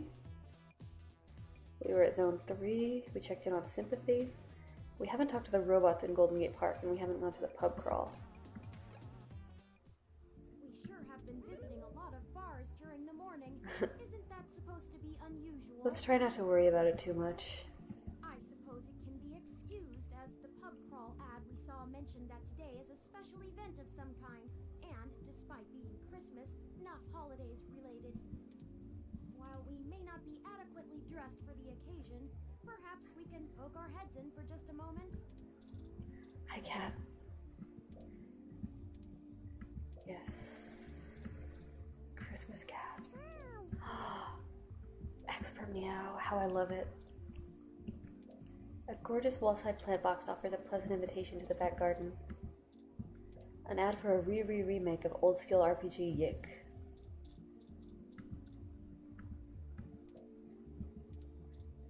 Let's crawl into the crawl. It's a conveyor belt? That it is. This can't be the real entrance, right? It seems to be the only way inside. I think that's how it is. Give it a go? Let's do it. Carefully crawl in. Inner Haven bartender. Welcome to Inner Haven. Ask me anything. Oh, woo! Gotta ask about the costume? Oh, yeah, I'm wearing a wolf costume for the costume party. Yeah, I also happen to be a wolf hybrid. Yes, I understand it's a bit redundant. I don't really know how to explain it, so was there anything else? What's this bar about? Inner Haven is a club started by some like-minded individuals who enjoy a slower and more connected nightlife experience. Less dancing, later drinks, a little quieter than your average dive. Our main location is in San Jose, but we drive up to booth here at Pub Crawl to spread the word. Let me know if you want a shot. Yeah. Sure, all we really have are jelly shots. We're kind of weird. You start digging through the pile. You uncover a grape and devour it. What's up, standing patron? Brick is the name. Brick M Stonewood. The M stands for metal. I wonder if these people in here are references. You need something? You got something I need? What's your cycle, hot wash? Oh, I don't got much. What's up, guac? Oh no! Hi, please help me, I'm lost. A person dressed as a blue bean-shaped alien wanders around the pub. Some weird game character. Oh no! Hello, what's up? Help, I'm lost. Who are you? Oh, sweetie. I want to go home and eat a food. I want to help. You give them a friendly smack. They do a 360-degree spin and slap you with their huge blue left hand. Your mood feels improved. Can I do anything for you? Do you want some spoiled milk? Well,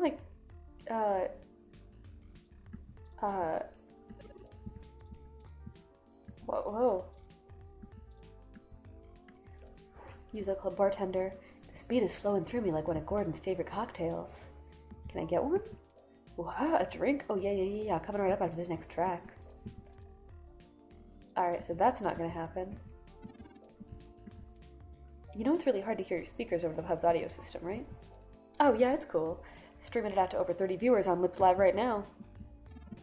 Gordon said if I ever hit 50, he might let me play a whole song over the pub's actual speakers. Who are you? Welcome to Pub Crawl. Come in. Oh, you must be Gordon. I always love seeing new faces. Can I get you anything? I'm the owner, Gordon. What was up with the door? Did you like it? It's all about the unique pub crawl experience. The name just makes it cute, but the whole point behind the conveyor belt is to equalize. Going out doesn't have to be all about puffing your chest with some nice shoes on and a business card. Here you have to get down and crawl before you even get in the door. Even me. So we are dressed okay. Everyone's on equal ground here. Anyone too good to get on their hands and knees can hang out somewhere else. That's cool. I'm one of those gotta be able to laugh at yourself kind of people. You probably guessed. I like you, Gordon. But there's also a second part behind the name. What is it? We aren't really just one bar. Think of it more like a bazaar, bar, bazaar. Got it. See all the different stations? All are unique local microbreweries and small craft retailers. The most San Francisco thing. We rent out the spots and we cycle through attractions about once a month. But there's always at least 4 different bars to taste every night. I wonder if folks who don't go out very much think this place changes hands every time they visit. But you get the whole point, right? I think so. You have to crawl to get into the pub, which inside has its own pub crawl. Very meta, Gordon. I love it. Me too. This place sounds rad. This is the reopening, right? Yeah, newly renovated. It only took 2 months, but that's at least 8 different bars in pub crawl time, so we made an event out of it. This costume party. The place itself, I bought it 4 years ago from a retiring club owner. Just had to spruce it up with a few things by my own design. It took a couple of years, but we now have a loyal base that comes in every weekend, especially Sunday mornings. It's helped me sleep a lot better at night. Good. Tell me more about yourself. Me? Oh, I'm nothing special. My mom and pop were tech geniuses. Did work in AI before it was cool. They always wanted me to follow in their footsteps. When we moved to Neo SF and I saw all the lights, I just fell in love with the nightlife scene. They told me to grow up and get a real job, so I designed this place, and I have not worked a day since. That's so cool, Gordon. You're living the dream. What made you like the scene so much? I mean, have you been out on the town? Yeah. People talk about going on expensive vacations to the Arctic Circle and all that shit, you know, to see the northern lights. But like, just take a long look down the streets here sometime. I'm sold. I've never seen so many colors in my life. Not to mention, everyone's just so loving in the nightlife. People of all backgrounds. Hybrids, now ROMs, apparently everyone just gets to be themselves here. I hope that San Francisco becomes itself again and that this can be true by 2064. Not a lot of places in this country can say the same. I think it really was that way, and I'm not sure how it is now. I didn't feel that way for a long time. That's a really beautiful way to look at it. Why, thank you. Only way to find beauty in this world is to look for it, in my opinion. I think you're right. Was there anything else you wanted to ask me? What do you think of the awakening? I think the city's still in shock, to be honest. You know, I want to be on the right side of history. So the ROM I work with, I'll respect them as they figure themselves out. That's really I think sweet. it's just gonna take time to get used to. You're rad, Gordon. Was there anything else you wanted? Gotta run. All right, then take care of yourself. Will do. The conveyor belt is always on. Thanks, Gordon. And remember, you are enough. Thank you, Gordon. Jeez, Gordon's the literal best. Yukino, is that a Yukino cosplayer? What's up? You like Yukino too, huh? Definitely the best VR drama out right now if you're any good at keeping in character. Oh, someone is cosplaying as Yukino herself. Only Ramona were here. She would definitely want to get a picture together. I agree. Do we have anything to take pictures with?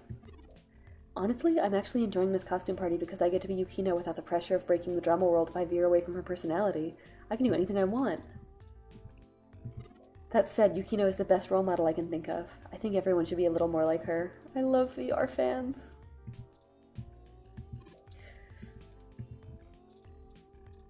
Rats' Rumble specializes in, you guessed it, rum. Is a drink worth a rumble with that guy? I like his Christmas hat. It's happening. The name is Rats, not Rats. Rats. Say it right.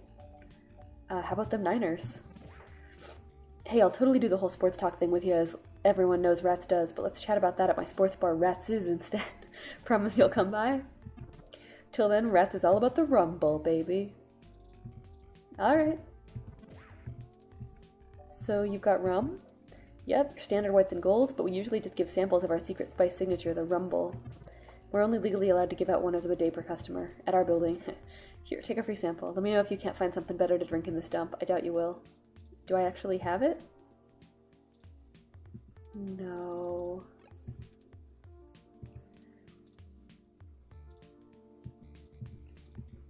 Bang Bang Brewery has thick rising curtains hung across the bar counter. Maybe they're shy? The woman in the red dress begins to sing a forlorn melody filled with the yearning of something far away. You're given a spinning world stout. Cool. Do I have it? No? No. She hasn't said a word to anyone all night. I wonder if she can't speak, or maybe she only knows a different language. Oh, according to my searches, the character she's dressed up as rarely speaks but a word in any of her appearances. She must be in character. That's so awesome. Look at this super handsome, gigantic hybrid. Appears to be a lion hybrid standing off alone. He doesn't look as festive as the rest of the crowd. You need something? Flirt. Hey, can I buy your next drink? Oh, sure. I'm drinking a Starry Night right now. That sounds beautiful. Maybe later I'll get a taste of you. Cool. What's your name? I'm called Crow. Nice to meet you, Crow. And you are? I'm Puck. Nice to meet you. The pleasure is all mine. We're flirting. What do you do for fun? I go out a lot. Drinks and music makes a good night. I feel that. I love meeting new people. I also like... well, it's a little embarrassing, but I really like writing fan fiction roleplay, specifically in the Kiko Dark Sorcerer fandom. I love that you are a giant fanfic writer. What? I love that show. You too? Isn't it the best? That's not as popular as it used to be, so it's not like a common subject in most fanfic circles lately. But that's cool that you're into it.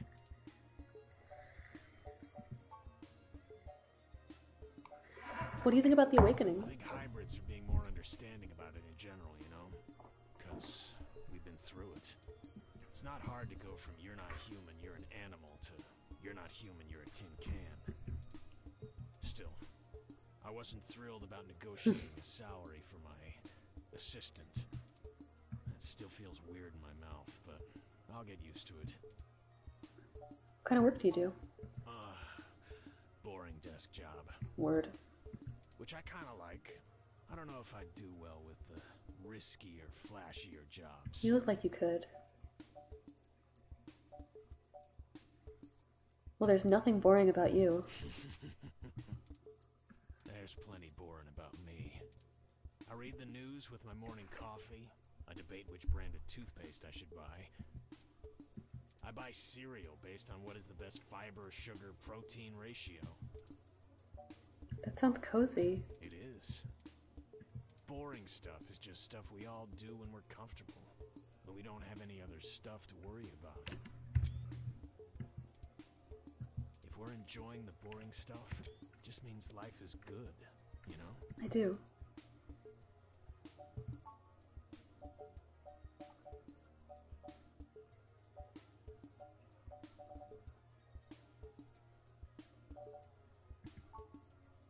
How do you get your means so shimmery?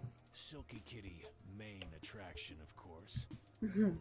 I only use it twice a week because you don't want to hamper the natural oils in the hair, but it works magic. I'm not gonna ask either of those questions. They're too much for me and they'd ruin my flirt, but it's been so nice to meet you, Crow. Nice meeting you. Have a good night. Hi again. You need something? No. Nice meeting you. I want a date, but I don't want to have a one-night stand, so I'll see you another time. Let's see.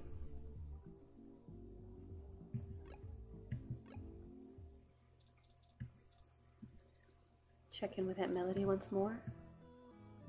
Couldn't you have done your little awakening thing next week? Now I have no one to tend to tomorrow's arrival for my garden. I guess maybe we should talk to the robots in the park.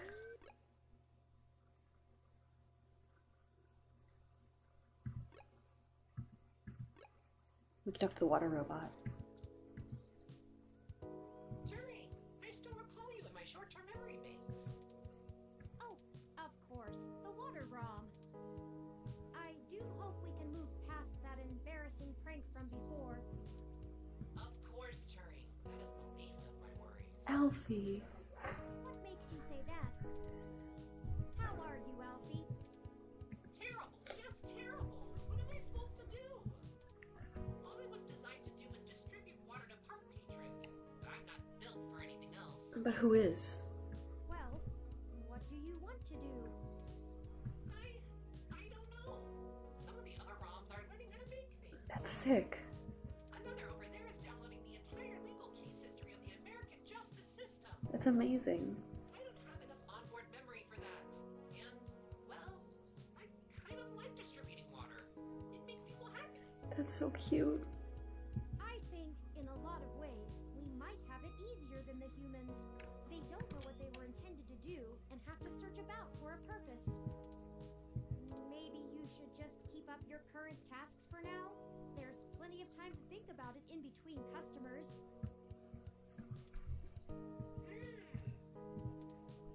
And besides, maybe you can use your newfound sapience to discover new and better ways to distribute water. That's totally true. Better ways to distribute Alfie's so excited. That's it. I need several pounds of charcoal, sand, and a dozen meters of plastic tubing. Cool. I'll see you later, Turing. I need to get to work. Catch you later, Alfie. Maybe this advice thing isn't as hard as I thought. Oh, achievement unlocked. Maybe we should be gone before park maintenance discovers whatever it is they're building. Well, I think that wraps up everyone we needed to talk to today, but feel free to keep exploring around the city too. If there's one thing I've learned, it's that there's always something to find in Neo San Francisco. I think that that's true. Alright, it's pretty late, so I'm gonna cut out for the evening, but I had a lovely post-Christmas Christmas. I appreciated everybody who came before you, and I appreciate that you came and stayed through the whole time. It's been really pleasant. It's good to hang out. Have a lovely evening. We finished our first game together. We being me and the collective. And also, I guess, you and me, Chris. In any case, yeah, good night and high hopes for a Happy New Year.